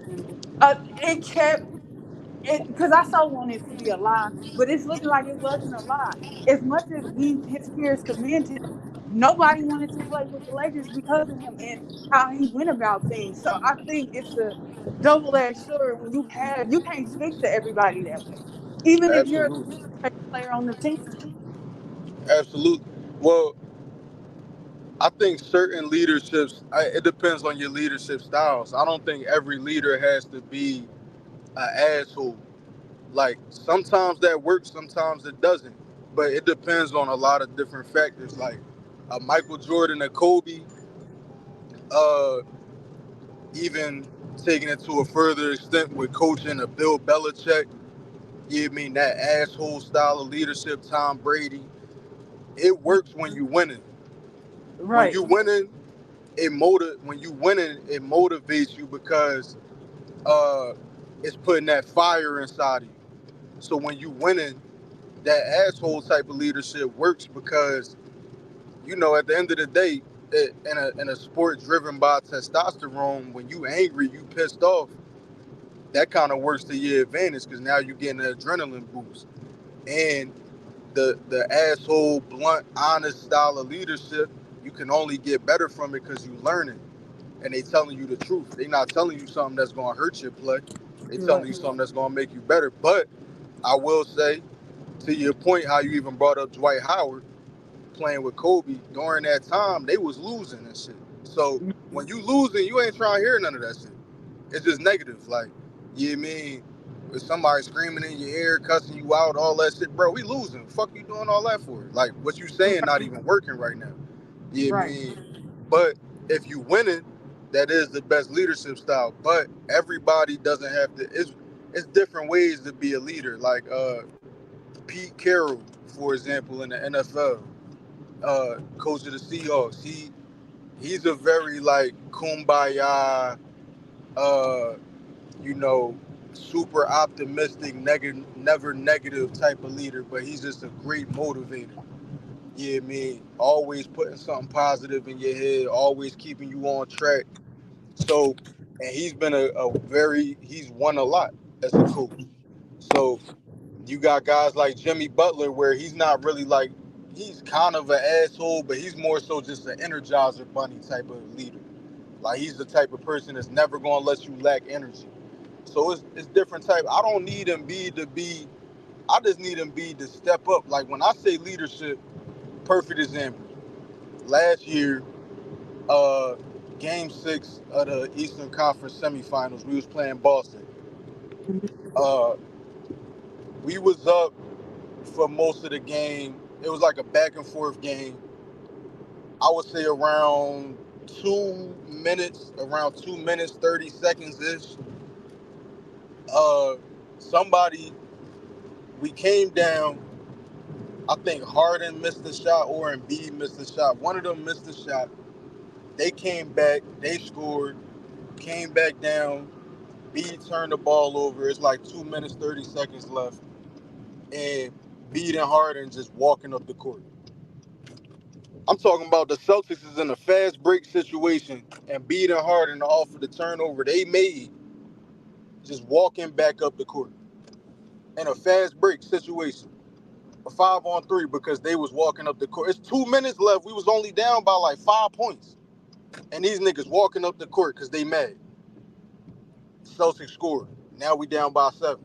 It's shit like that where it's like when that's what I mean by leadership. His body language is always terrible. He always, when he get upset, he starts soaking, shoulders down, back arched over. He don't want to talk to nobody. He not saying nothing. He pissed off, shaking his head, looking sad. Bruh, you the leader of your team. You're our best player. Like, lead by example. You never saw Kobe with his head down. You never saw Mike with his head down. It ain't matter if they was getting their ass whooped. You never saw them niggas with their. You never see Bron with his head down. D Wade, like Shaq, even though Shaq wasn't a great leader, but it's even just your image and the energy that you giving off. It goes a long way. Like, if you sitting there throwing people under the bus, blaming others, soaking around, complaining, yeah, mean, bad body language, how you think the other guys on the bench is gonna react? Yeah, mean, the role players, they gonna take over, they gonna adapt to the energy that you giving off. Versus you see a team like Miami, Jimmy Butler, the energizer bunny, relentless energy, always keep going, always fighting to the very end, and that whole team adapted to his energy. Like, Miami, outside of Jimmy and Bam Adebayo, them dudes, they don't have no all-stars, no stars, no nothing. And they making it the Eastern Conference Finals, the finals every year. Just off of the way that they leadership handles themselves. Like, leadership and chemistry goes a long way. And until Embiid learns that, I don't even see us making the Eastern Conference Finals. He just He's a very bad leader, in my opinion. I I just think, yeah, and I ain't saying he a good one. Like I said, I just think his talent, the talent and everything is there, but he's just not a leader. yeah, that's just not him. That's not him. In my opinion, I think your best player has to be the leader. Like I remember you said Kevin Durant isn't a leader. Uh, and I would actually agree with that. But the only thing I would say is look what Kevin Durant's done outside of Golden State. He Nothing ain't really. he ain't done nothing because he's not a leader. And that's the problem with Embiid. Because to be honest, we all know who the real leader of Golden State was. It was still Steph Curry, no matter what. That's Steph Curry's team. They already won without Kevin Durant. That's why Draymond Green told him to his face, "We don't need you." Kevin Durant ain't go to a team that never had a championship. They already won without him. Yeah, I mean, Draymond was the vocal leader, and Steph was the overall organizational leader. So, yeah, I mean, they didn't really need KD's leadership. And Steph arguably was still the best player on that team because even though KD, he stepped up in them finals and them playoffs, he stepped up. But the only reason he was able to step up is because Steph was getting double and triple team 80% of the time. KD wasn't even the one getting triple team. They was actually triple. They actually was double teaming Klay Thompson more than they was double teaming KD. He was one on one or wide open almost every time in them finals. So I mean, Ty Lue even came out and said that Steph was the one that they was worried about, not KD. So I would argue, Steph was still the best player on the team and still their leader. So in my opinion, I just think your best player and the one that's making the most money has to be the leader because, like I said, if you making that much money, we don't have the extra money to go get you another leader. You mean if you was taking pay cuts or you was doing not making as much, then we might be able to go get you a complimentary player that's a great leader. But yeah, if you want all of that, the accolades and the fame and the you can't have all the praise without having all the responsibility. Basically, you want all the praise, you gotta get the responsibility and the accountability come with that. Yeah, man. Same way in football. In football, it might not be fair that we place wins and losses on quarterbacks, but you got quarterbacks out here making $50 million. You making if you making 30% of the cap space, and we basically paying you to carry us, then you got to do that. Otherwise, do like Tom Brady and take that pay cut. So that way, you know, we can build a real team and it'll be more of a team effort. But if you can't you can't claim that you want a team effort after you done took up 40% of the bread. That's true. But even that situation is tricky because how many athletes can we name on one hand that took pay cuts so they think get better? And then when that contract ended, did they get the money that they were supposed to be getting, at the time when they took that pay cut? Right. Like basically they got fucked over. I think maybe no, maybe LeBron. I feel like LeBron took some pay cuts. I think Look, LeBron like I feel like Brady got it. Brady, LeBron. Uh, because I think that happened with Derek Jeter and A Rod or something like that. I believe one of them took a pay cut or whatever happened, and then they didn't get the money. Because as I keep telling people, it's what have unfortunately, regardless of these 4 year, 5 year deals, it's always what have you done for me lately? And lately, right. sometimes in last year, because the gravity. Like I'm gonna ask you something. Do you think that like what's he? Let's talk about Giannis right quick. I don't know how much of Giannis uh have you watched, but do you think that he's the best player the Bucks currently right now, and without him, would the team still be good? Um, that's a tough question because Dame is definitely that guy for sure. Uh, I would still say Giannis is the best player only because that's Giannis is still going to be the player that teams game plan around the most defensively.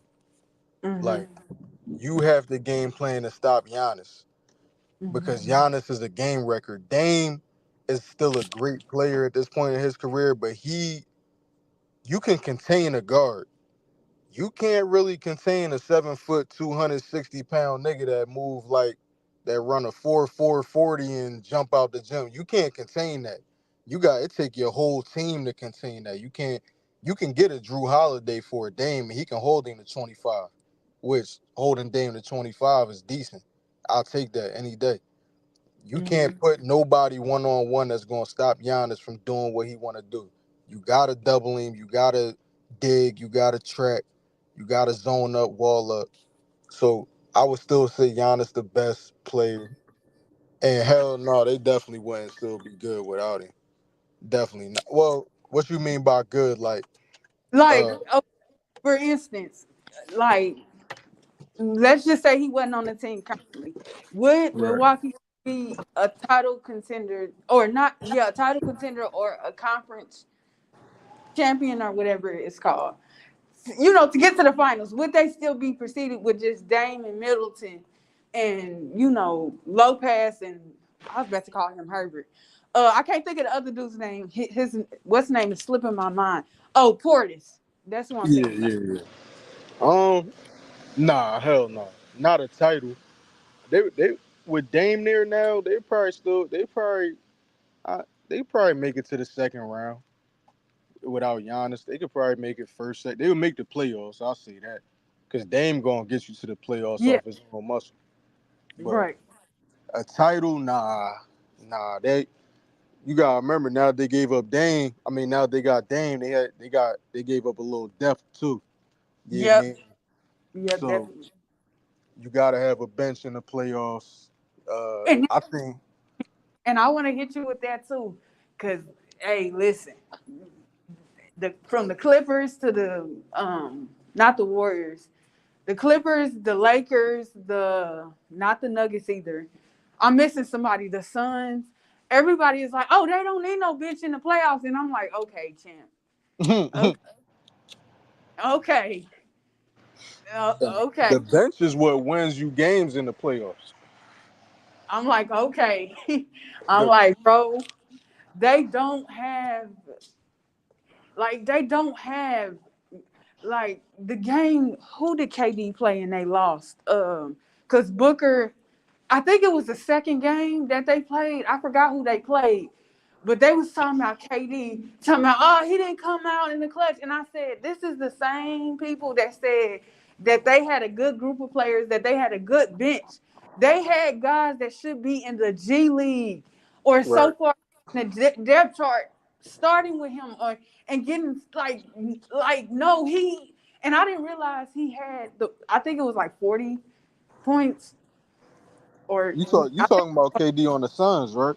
yeah, this Okay, whatever the okay. second game, whoever it was the Lakers. That's who they played. And I Yeah, said, yeah. people realize that AD and LeBron, it was D-Lo, like we like to talk stuff, but where's this good bench that Phoenix had? This good defense that Phoenix is supposed to have? Like I was Right. literally watching. I think I watched the last 2 quarters of that game. I think I might have watched the whole game. I forgot now, but all I remember was I seen like every time KD got the ball, they was trapping him or doubling him. Like I'm Mhm. like, who else like Booker and what's the name ain't playing? Who else he gonna give it to? They Right. out there like how they looking, average and below Yeah. average. It, Like he didn't it, have nothing, and people was, oh, he's not a closer and he's trash, and I'm like, bro, he was out there playing with nothing. right. Yeah. Like, The bench is what win you in the playoffs. The yeah, bench is what win you games in the playoffs because At the end of the day, let's say you got KD and he matched up against Bron. Hmm. KD not stopping Bron and Bron not stopping KD. They both Right. gonna give you they sent superstars don't stop superstars. Right. At the end of the day, nobody in the league is stopping the top 10 to 12 players in the league. They gonna do what they gonna do. So if you know KD gonna give you 30, Bron gonna give you 30 on the other end. If you know AD gonna give you 30, and you know Brad Bill gonna give you his 25, Devin Booker gonna give you 30, who else is that's only 60, 70 points right there. So who else is giving you that 30 to 40 points? You gotta have Yep. a bench. And if you don't Yep. got no bench, then that's why you see them teams like the Nuggets, they had a crazy bench. You got the Nuggets had Bruce Brown going off. They had that boy what's the young boy, the white boy name? And Brown. Brown from Yeah, Kansas. Brown. Yeah, yeah. However you say his name, the white boy. He Yeah. nice. Yeah, man. And I was Uh, impressed with that he came into a playoff game poised and he played hooping, like that impressed me. balling, rookie, balling. I think he had like 15 or 17 one game. He Yep. was balling. I Uh, stepped back. I was like, wow, like yeah, he, you gotta have them players because when or even for the purpose of if your guy that you relying on is having an off night, do you Mhm. have a Michael Porter Jr. that can give you 25 when your stars is having an off night? Do you have a Bruce Brown that can go in, be a hustle guy, and get you Right. 5 offensive rebounds off of hustling? Do you got a guy that can come in if your point guard get hurt? Uh, like let's look at the Magic. Even though the Orlando Magic in '09 they ain't win the championship, but do you have a backup point guard to where Jameer Nelson not having a great game can Scott uh uh Rayford Austin can he come in and have 8 assists in any given game? Like the bench is very important. Like the year the Lakers won that bubble chip, they had JaVale McGee off the bench. You got Dwight Howard. You had Rajon Rondo coming off the bench. You had supporting players that could come in and play at a high level to where And they was overpowering the other team's bench. So yep. when your superstar go to the bench, now your role players and your bench players, they can come in and they can go on a run. Yeah, man. Right. So that whole thing about how people say, the bench don't matter. Well, people that think like that and owners that think like that is the exact reason why the Clippers ain't gonna never win shit. Because Right. you keep trying to form up these super teams, these big threes and big fours that ain't got no depth. Yep. I don't know why they keep trying to do that formula. It don't work. Right. Even in Miami, when Bron first went to Miami, the reason they lost 2011 is because Mark Cuban, the Mavericks owner, he literally came out and said they whole game plan. A lot of people think LeBron choked. He ain't choked. Mark Cuban told y'all the whole game plan. He said we went out there and said we're gonna double and triple team LeBron and leave other people wide open, and we're gonna force them to beat us. That's all Mm. it was. They said we're going. LeBron is not getting the ball. Every time he has the ball, double triple team him, leave everybody else wide open. Chris Bosh was taking wide open shots the whole game, every game, and was only shooting 40% from the field. Wide open. I Yeah. watched that whole thing. Wide open, Chris Bosh missing wide open shots.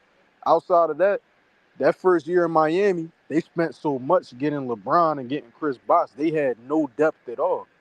The Mavericks was a very deep team in 2011. They bench was killing them. They didn't have no bench. They had Joel Anthony and fucking Birdman. Like that was their best players off the bench. And then next year in 2012, that's when Miami was like, okay, we got to go get a bench. That's when they started winning. But yeah, man, you definitely got to have a bench. All that, let's go out and get 3, 4 superstars and just have them carriers, man. You can't win like that because one of them have an off night is over. How many superstars do you think that's in the league right now? Superstars, Uh huh. uh, Mm. Uh, I'd say about 7, 8, something like that. 7 or 8. And then what's your definition of one? Like, what do they have to do? What qualifies? Like, Well, you know what? That's kind of where it get tough, and I actually might have to change my answer because the only by the definition of the word superstar, the only qualification really is that's uh somebody that's has high recognition with the accolades to match. Like technically, Draymond Green, by the definition of the word, is a superstar because hmm he has the accolades, he has the accomplishments, and he has the recognition. Yeah, I mean, but if we going by basketball terms, for me, a superstar is a person that they have the ability to carry their team on any given night to a win. Like they have a very high influence on the outcome of a game just based off of how they play. Like, so I say a Luka Doncic, Jokic, uh, Jason Tatum, and B, uh, Shai Gilgeous Alexander right now. Um, I want to put Kawhi in there, but I don't know. He don't play enough. I can't put him in that combo right now. Steph Curry, obviously. Uh, I don't even think I can put KD in there no more. yeah, I agree with that. I can't It's put kind KD of in awkward not saying that he's a star, but it's like really awkward. there. But Yeah, my, you know what's crazy? Regardless of how Embiid plays and what he do not do in the playoffs, Embiid, Jokic, LeBron, you got to keep LeBron in there because of the dollars he. uh, Yeah, trust me. Because see, what's funny is yes, like Jokic just had the winning seasons, and B regular seasons they have won. They just ain't been successful in the playoffs. right. But Giannis, I gotta put Giannis on my list. I almost forgot about Giannis. But LeBron is in there just because even as good as Jokic is, and even Giannis and Curry have been as good as they have still not overtaken LeBron, which is wild. Like the You money don't think that so? nah, like the money that they make off of LeBron is crazy. Oh, you talking about financially? Yeah, Oh yeah, yeah, yeah, yeah, yeah. that don't take away from like a Draymond Green's accomplishments, but the marketability I think has something to do with a superstar too. And I think KD brings in money, just not the money of like LeBron, Steph, or probably now not even Jokic or Giannis. Right. Yeah. If we when we put that part in the superstar too, LeBron is probably still number one. Yeah, Honestly. the Kingsman.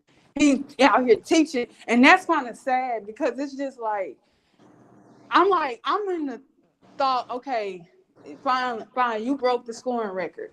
Why don't you just retire? Because I understand you feel like you can still play, but at the same time, I'm asking what for? Yeah. Like, what are you doing it for? Right. That's like with Tom Brady. You know, when he went to the Bucks, okay, he did what he did, Super Bowl and all of that. But I was just like, what are you doing? I understand what you want, but realistically, it's you got to do too much to get what you Right. went out on a high note. Win you a Super Bowl and go on about your business. I think some guys stick around too long.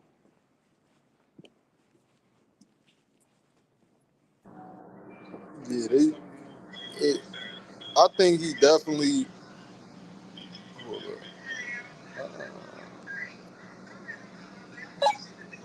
Yeah, he definitely overstayed his welcome in my opinion.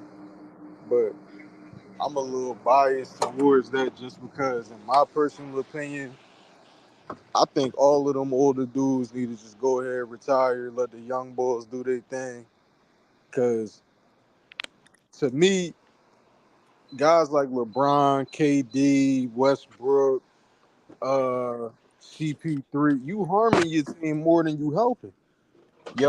Y'all not even adapting to this current play style. Like they not adapting to the current play style of the NBA. So everybody else gotta play this slow down isolation ball, sit around and watch the heliocentric offense. Like at that point, if you can't adapt fully to the play style of the current NBA, I definitely think you might as well just hang it up. And like you said, you got to do way more just to win than you used to do. So you if you got to put out more effort just to get to the same results that you used to get to, it's pretty much over. Yeah, I mean, you might as well just go out while you on top. But in the LeBron and Tom Brady's case, it's like they team still need them, so it's a little different. Like LeBron is still the best player on the Lakers. AD, to me, AD is the most overrated player in the NBA. Like that's just my personal opinion. AD has little to no effect on the outcome of a game. Like AD will literally some games I'll watch and AD will have like 25 and 10 and I don't even remember when the fuck he scored. Like I'll look at the end of the box score and I'll be like, damn, this nigga had 25 and 10. I don't even remember he ain't even do nothing. Or especially if it's in an L, AD, he especially when he goes up against other superstars, other superstar big men, he disappears way too much. He's not aggressive enough. He doesn't attack the paint. He want to play like a guard, which is cool.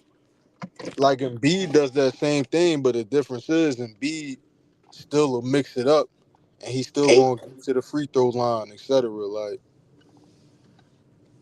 but yeah, I can't. Whatchamacallit, yeah, like in the LeBron or Tom Brady's case, they team still need them to get wins. So it's a little different. They like anomalies. Like they the exception because the Lakers they need LeBron very badly. They gotta have LeBron because AD he still don't know how to win. He don't know what it takes to win. He's not willing to do what it takes to win. Like their team needs a center. AD very clearly still does not want to play center. He wants to play power forward. And when he has to play center, he looks disengaged. He's not giving maximum effort. And he's honestly just getting overpowered by guys like Jokic and B, even lesser guys like Nurkic. Like he's just not that guy when it comes to uh, playing against playing in a high pressure situation against other superstars. So they have to have LeBron. The Buccaneers, they needed Tom Brady. You know what I mean? Like, honestly, my cousin a Buccaneers fan. Let's just be honest. Like Right. that's the best quarterback they've had by a mile in their entire existence. They've never ever had a single quarterback like that was anywhere close to a Tom, even a 45-year-old Tom Brady. They still never had a QB anywhere close to that good. And since he left, they ain't been shit. Yeah, I mean, with the same group of guys. We talking about outside of having Robert Gronkowski, who really didn't do much because he was hurt most of the time. They still got the same. They still got Chris Godwin. They still got Mike Evans. They still got most of the same offensive line. They got most of the same defense. They still got Vita Vea on defense. Still got, they still got the same guys, and they are losing. But when they had Tom Brady, they won a Super Bowl. You know what I mean? So that just shows, even though I agree, it's probably best to just go out on top while you still winning, you still the king. But if your team still needs you, shit, you might as well play. They still need them But is guys. it that, like, okay, I never thought about LeBron and his scoring record, and but it's like, should he had, like, to me, I thought that's the perfect. Yeah, you didn't win a ring, but that's just the perfect note to go out on. Like you won a ring with the Lakers, and you broke the scoring record with the Lakers. Like I Right. don't think it's necessary that he keeps playing, regardless if the Lakers need him or not. Like I ain't got nothing to do with AD not stepping up. Right. I mean, yeah, from an individual standpoint, it, yeah, they don't. It, from an individual standpoint, just as far as his own legacy, I think that would have been the perfect way to go out. Break the scoring record. I'm out of here. Yeah, man, that's like the best storybook storytelling ending you could ever have. But when you a competitor and you a guy that's been doing this your whole life, you love the game. I mean, he want to play. He want to play, and he still needed. So it's like, yeah, he don't have to do it, and he probably should have went out on a high note because now the regression is pretty clear. You can see he Father Time starting to catch up to him at this point. He not really the same. You know, the defense already went away years ago. Uh, right now, I mean, I can't even say the athletic ability went away though, because he's still fucking crazy athletic. Uh, but you can see little signs of regression. He probably should have went out on a high note on top, but he's an ultra competitor and he's chasing greatness. I think honestly, I think he do want one more ring. I think he won five. I think he want to tie Kobe. I think he knows he not gonna get Mike. He not getting a six. But I think he does want to tie Kobe, at least, in rings. Yeah. I already knew that's what it was. Hmm. I already knew that. I just feel like I don't think this generation is gonna be as hard on guys, for staying longer. But like I would say, my parents' generation, because they in their 40s, they Hmm. kind of hard on guys that stick around longer than they need to, because now it's more of a, like, how can I put it? I agree with you that Tom Brady and Gronk, even though he was injured, was some of the reasons why the Buccaneers won. But look what look what it looks like. If they don't win, and you just out there essentially, like people saying padding your stats. Wait, you said that again? You had broke up. I'm sorry. It's like they out there padding their stats. Like, it's okay if you make it there, but if you lose, like, I'm not gonna hold it against you. Would I mention your age? No, because I believe if you still want to go out there and play, you got to deal with the criticism of that. And when we're thinking about like a guy like LeBron, and we're like, okay, so you won the ring in 2020. Um, I know one year they missed the play in. I do know that. Then this past year, you went to the playoffs by Lakers standards that Lakers fans set and that organization has set. That's like trash. Like, yeah, you got to the conference finals, but you didn't get to the finals and you didn't get a ring.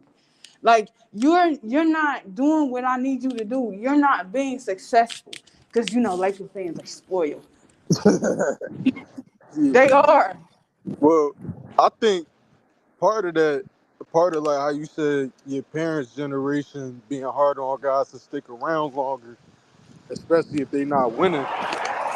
I think part of that is just comes from the fact that that generation not used to seeing players play for a long time anyway.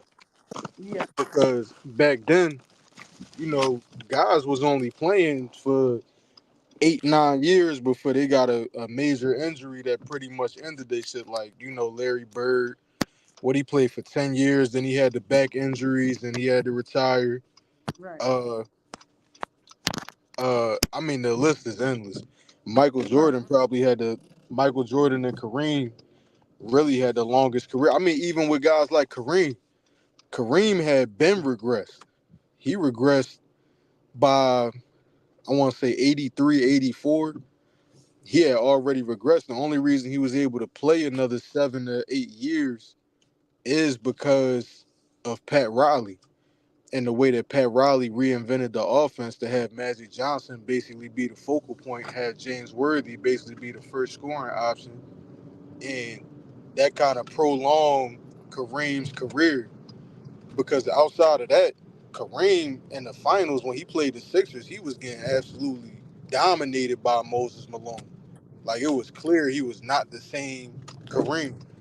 So back then, they were used to seeing players just fall off a cliff basically once they reached a certain age. Like it was basically over. So I guess they might just not be used to seeing guys, like a LeBron. Well, see, LeBron is different. I can't even say that because LeBron is like this dude in what's this year, 20 or 21? 21. Yeah, year 21. This dude still averaging over 20 points. Like he But about to be 40. okay, and I agree with that. That is very impressive. But if it doesn't get you by Lakers fan standards and how Lakers, or if it doesn't get a ring, what is it for? Uh, yeah, Lakers fans, they tough, and if you're not winning, then you just kind of lingering around pretty much. But at the same time, you got to think, okay, what's the alternative? Is there somebody out there better than LeBron James for the Lakers right now? Talking I about like availability, like somebody who's available right now, and I would have to say no. There's nobody. definitely agree with you there. It, And then it makes me uncomfortable because when you like, okay, they draft history. Like I never realized, like I knew Shaq was traded there and Kobe, with the Charlotte thing. But I mm, really didn't realize, like, yo, like the Lakers don't be really grooming their talent. That nah. when they picks. Like I know people say Brandon Ingram and Randall and stuff like that, and what they went on to go do, whether it's All Stars, All NBAs, whatever it is. But I'm Mm, like, it's still not like, and that's generational talent though. That's not a Shaq, a Kobe, a LeBron, or even a Magic. right. It's just weird. Now with the Lakers, I don't understand they hide like affinity for winning rings because like the Lakers are really not a great franchise.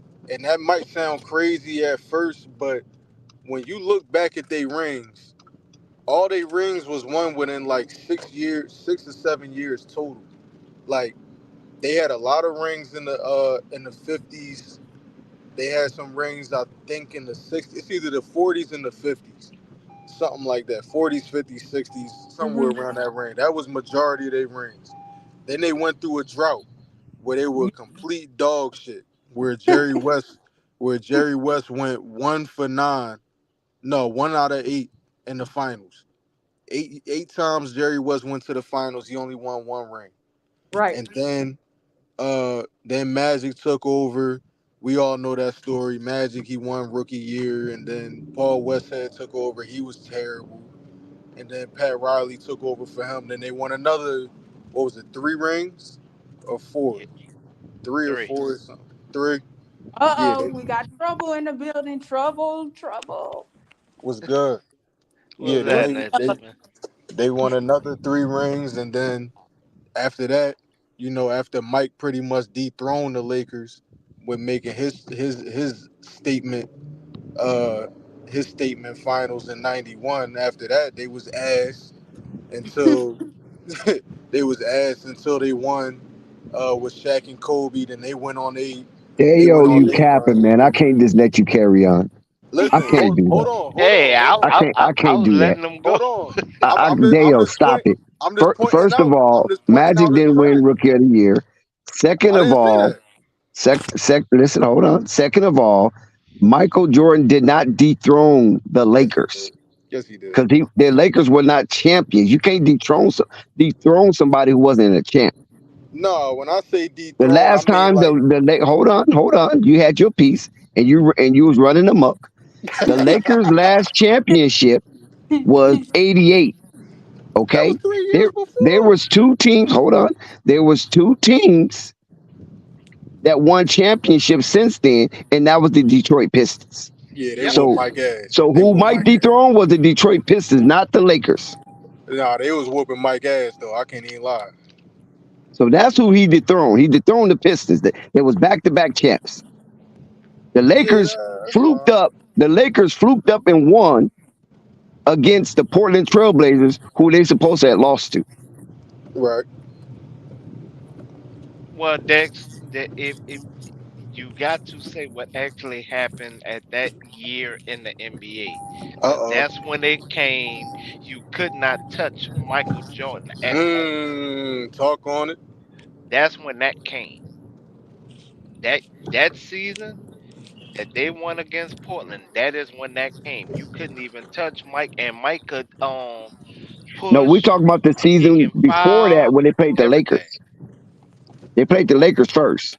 I just Yeah, want to say real quick. but that wasn't the year they gave that to him. They gave that to him when they We wanted wasn't. him We to wasn't. push Yeah, past. that No, wasn't hold the. on. That wasn't what we was paying attention to. We was paying attention to him using the optimal term dethrone.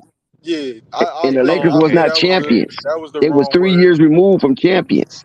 Nah, Yeah, you yeah, yeah. definitely right. That's the wrong word. Dethrone. That's Okay, incorrect. that's the only But thing I'm contesting.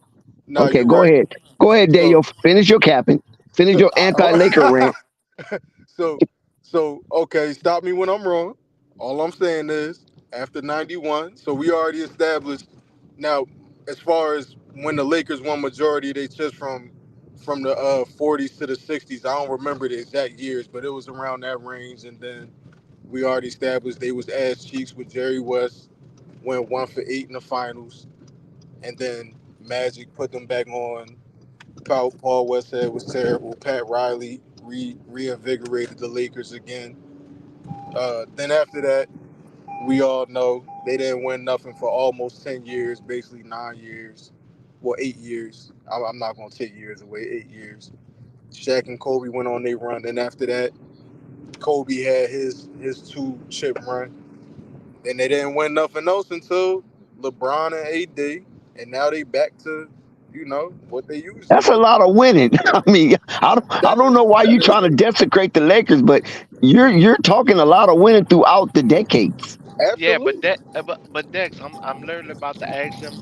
I'm gonna give him the answer to his question because what two organizations have the most championship and what are the totals of the two championships? Well, that's what I was gonna get to. I was gonna get Okay, to the fact that the Celtics literally only have one ring past Larry Bird era. okay, After Larry okay. Bird era, they did absolutely nothing. So compared to my overall point was about to say that even though the Lakers really aren't that great at, they basically only get a ring when they have that super team assembled. I can't even call it a super team because it was still homegrown. Well, Shaq wasn't No, no. homegrown, but So the Lakers are like the only Well, no, team to no, get a no. ring in every decade. The Lakers uh, actually even after Only the Shaq '90s they was missed out. left.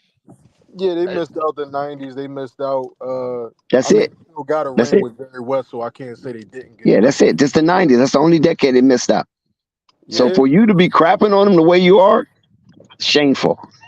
mm, ain't no ain't no Shameful. crap. And listen, man, y'all got history. I can't crap on that.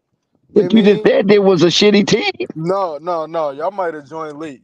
It went back to what No, she was I've been saying. here since the beginning. I just wasn't on the Oh, panel. oh no, it went back to what she was saying about they poor drafting.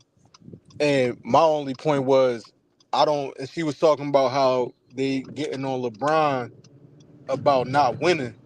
But the point of me saying that was basically to say the Lakers only win literally once every other decade, or every That's decade they not might true. win at least Yeah, one. that's not true. Not every other decade. Every No, I'm decade correcting myself. except one. Except one. That's the '90s. Yeah, yeah, yeah.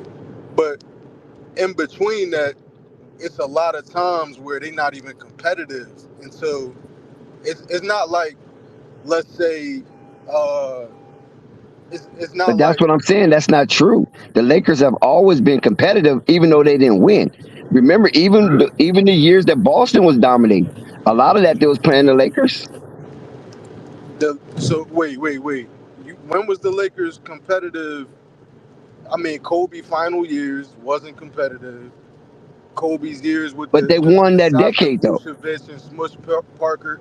But I'm saying it's a lot of years in between that where it's almost like championship or bust. It's the same I thing got we looking I at right kind now. of get what LeBron won I a chip already, and now they No, no. What I'm saying is that he half right. I'm not saying they're champions every year, but what I'm saying is that they're competitive most of the years they've been a part of the association. That's all I'm saying. oh Now yeah, you no, yeah. can you no, can yeah, sparse through a few years here or there because if Purple Baby is going to condemn them for their poor drafting, that's because what is left by the time the Lakers draft because they're always in a situation where they're not getting high draft picks. Very rare. that's You a know, good when the point. NBA cheated, the NBA cheated for the Lakers for Magic, and they somewhat cheated for James. You know what I'm saying? James Worthy, big game James. And Yeah. so after that, the Lakers been pretty good, so they're not going to get a high draft pick. Right? It's only when, like you said, when Kobe retired, yeah, they stunk up the joint, Yeah, and and I loved it. You know why? Because I was able to get easy tickets to Laker games when they were stinking. and that's my only point is that I don't see why they would be hard on LeBron when this new generation they haven't seen that much Laker winning anyway. We saw the But Well, Lakers win you it, know but why this they new hard on LeBron. generation ain't see that shit. I mean, yeah, but all of us can have some kind of consensus on why they are hard on LeBron. Is because he is the NBA, hands Absolutely. down, not even close. yeah, but you do have to bring it back to people didn't bring up that the Lakers also was having internal family problems with the ownership, and then they had to get through that stint, and that was the whole reason why Magic became back a part of the team to kind of settle that down and help make better business decisions. Well, Magic never left. He always have been an ambassador for the Los Angeles Lakers. No, But what you're saying, ambassador, yeah, but what but you're saying is that he got hired, y- and no, the his only time voice he was got ever bigger. hired, No, his Magic got voice hired got three bigger. times. Hold No, on, hold on. I'm not talking about him being hired or him trying to get hired. I'm talking about his He voice never got tried to get bigger. hired. He never tried to get Magic, hired. you got to Right, remember, right. His Magic signed voice a got high. lifetime deal. Magic Yes, signed a Right, lifetime deal, so he never left the organization. He just never got left. promoted. Exactly, never right, left. right. But I'm saying his voice got bigger when when it Well, comes to he the Lakers. always wielded influence. That's what I'm trying to disagree with. He always wielded influence, but now it became official when he got hired as the president. Because Magic got hired by the Lakers on three different occasions: when he got Right. drafted, when he became a coach, and when he became the president of basketball operations. But Yes. all the while, he always have been attached to the franchise. Yeah, but his voice didn't. It carried some weight, but it didn't carry as much weight. Then Palinka got mad that his voice was being silenced as soon as Magic said anything. Oh, well, that's And politics. then that's when it started getting fugazi and we wasn't like Magic had better moves for the Lakers and Palinka totally went against them because it wasn't his idea. Yeah, And see, that did what, what, and what, that did what, stun us for a what, while. see, what the politics came in with Magic is because he is such a big personality, right? He is Hmm. more Laker than Jeannie Buss. So let's put it Yes. there. The- Yes. it's the Papa Bus, Jerry West, Magic Johnson, right? Yes. And Phil Jackson when he was before he became the Knicks president.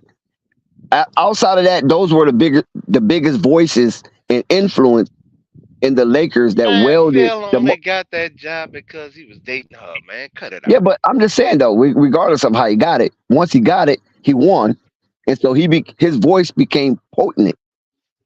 You Yeah. know what I'm saying? Okay. So those were the big voices. So what happened was when Magic was trying to insert himself as that voice and allow it to resonate within the organization, that's when the politics came in. Because Magic was trying to shake up things, and you know what happens when you shake up things, people gotta go, right? Right. And so since they have this hippie culture, within the Lakers. The story behind the story, the game behind the game, behind the Iron Curtain. They got this hippie culture with the Lakers, and Magic want to remove some of them hippies, and Luke Well, Walton was one of them.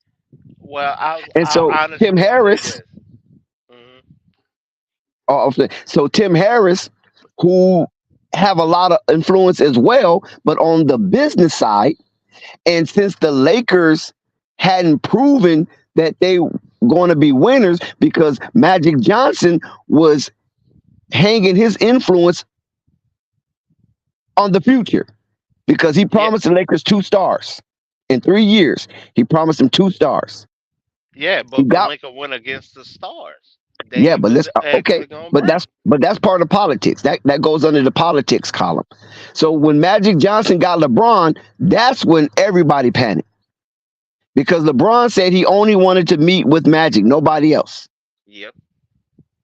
So when that tandem happened, and LeBron is the NBA, and the NBA board of governors is going to back basically whatever LeBron do because he's bringing in so much money to that association. People start to bite their fingernails, and that's when the backstabbing really started. Because they wasn't trying to backstab Magic when it was just Lonzo, Julius Randle, Right. Brooke Lopez, Larry Jordan Nance. Clarkson. You know what I'm saying? They weren't trying to backstab them because they were selling the Lakers based on a dream, Right. and people bought into it. It's a young core. We're gonna rock with them. We're trying to get somebody here, but until then, let's support our young core. So when the veteran get here, they'll be ready to go. So okay, people bought it. Ticket still was high, but not as high. But I when he agree. brought in LeBron, that is the prize of the NBA. You understand what I'm saying? Yeah. That's when everybody like, oh shit, he got LeBron. We ain't go. We better stop him now because after this year, we won't be able to stop him. And that's where all the No, bullshit start coming in. I trust in Luke. How you gonna have a dinner talking about you trust in Luke and Luke ain't did nothing for the organization? at all. So I get what Purple was saying, but that was the part where I definitely wanted to chime in. Purple, LeBron said he wanted to play with his kids, which is one record that would never be broke. That's why he wants that record to be on the floor and play with one of his kids, just one of them. The other thing is Vince Carter is the one who holds the record right now as far as playing seasons, but not having a productive seasons. But he does hold the record right now with 22. And he So will hold the record for most consecutive All Stars when he makes the All Star this year, yes, and he definitely will make the All Star. So that will be another um, attachment of complementary colors towards his resume. The longest consecutive All Star run in NBA history, right. outpacing the captain himself, Kareem Abdul-Jabbar. And for my man who said what he said about the captain, the main reason why the captain was able to stay in the NBA is because he had the unblockable shot of the whole NBA that nobody has replicated since him. They have tried, but they have not replicated it like Kareem.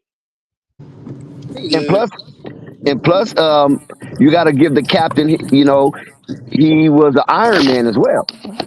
The Yes. captain very rarely sat out, and he was very durable. Even though he was spindly, he was very durable because he was in that martial arts stuff. So he had a different kind of strength. And as a and Sixers we fan, had I the just want 40-year to. virgin also. As a That was Sixers an fan, Iron Man. I just want Oh to yeah, point out that AC Green. Moses Yeah, go ahead, Malone. Dale. I just want to point out Moses Malone was destroying him, but No, Respect to him. not only what No, about but Artist Moses Gilmore? was that. Yeah, Moses was that dude. I'm not even gonna I mean, sit and try to cap on that. Kareem wasn't physical. Kareem was finesse. Remember, he was Yeah, not Yeah, a for physical sure. player. He For was sure. finesse. For sure. So Artist Gilmore got the best of him. Sam, what's his name? Was it Sam Donaldson? Well, I Donaldson don't from know the who that Dallas is. Mavericks. Donaldson I was I think was with the Mavericks. Yeah, Donaldson. I think his name was Sam, but I'm not sure if it was Sam, but I know his last name was Donaldson. So a lot of the more beefy Paul centers, could dominate Kareem in the restricted area, but Kareem could take him out on that mid range and hook their ass to death. now Couldn't who do do nothing y'all about it. credit? Do y'all credit Pat Riley a little bit for extending Kareem's career? Most I definitely, I credit Pat Riley because Kareem at first didn't want to run. Him and Magic was at odds with each other. Right. Kareem didn't want to run down the court. He thought it was stupid. he Kareem just didn't like wanted the run and gun offense at right. all. Yeah, you follow what I'm saying? So Pat talked to him and said, Kareem, this is actually a benefit for you because you don't have to get on the wing because we got Worthy, we got Orlando Woolridge, we got Jamal Wilkes. You know what I'm saying? We have a lot of Michael Cooper. We got a lot of players that can get down the court and you can just trail. And if there's not a fast break, you can just trail down the court, trot. That's what the word they use. You can just trot down the court and get in position, and we'll go from there. Magic is smart enough to not force it if it ain't there. You know what I'm Right. saying? So he saw it and it worked. And towards the end of the games, Kareem was sky hooking them to death, and the Lakers were winning. So and rap. To be honest, no. The dream move was not the most unstoppable move in the NBA. It was the skyhook, pimp. I think the Dream Shake got. I think Dream Shake. You gotta put that up there too. It's second or third, but but the skyhook when you look at potential blocks or shots that was blocked, the skyhook reigns supreme, pimp. Yeah, I mean to be fair to Rap though, he did say unstoppable move, not unstoppable shot. Yeah, okay, all right. Yeah, that's a good point out, Dale. He did say move Yeah, I think because that Dream was that was awesome footwork. That dream shake. That was Yeah, the epitome of footwork. unbelievable footwork. To this day, I think the closest to being able to do it, Kobe did a great Dream Shake, his variation of it. Uh, Mike even stole the move, and Mike, he had a nice little post game. He had a little Dream Shake to him. And B, no, Mike stole the move from his brother. and oh and word, and, and yeah, Yeah, Larry. I ain't even know that. Mike brother was the his best trainer, Yeah, that and, was Larry, and right? Larry Jordan, right? yeah, that's Larry. And the funny thing about it is nobody paid attention mainly because his brother didn't make it to the NBA, but Right. his brother because of height didn't make it to the NBA, but his brother moves what Mike imported into himself, and that's what made that whole bomb Incorporated. happen. He Yeah, incorporated. yeah, incorporated those moves into that 6'6" frame. Come on, man. Yeah, his brother was like 5'10" or Yeah, we're something, gonna right? pull back Yeah, up tomorrow. yeah. Yeah, shut it Just when down. I get warm, flight. Now you want to shut it down. Me and Jim and I just was starting to get Nah, cooking. y'all don't gotta leave. Y'all don't No, gotta no, no. leave. I'm going. I'm going, bro. No, I'm going. Y'all can stay on. Gemini gonna Yeah, be it was. Yeah, Dale had us going. He had us juices flowing, man. He started talking about them Lakers. pull up tomorrow's night Flight spring. Sports TV, man. That's my dude. I rolls with him. You heard what the man said. It's Flight Sports TV.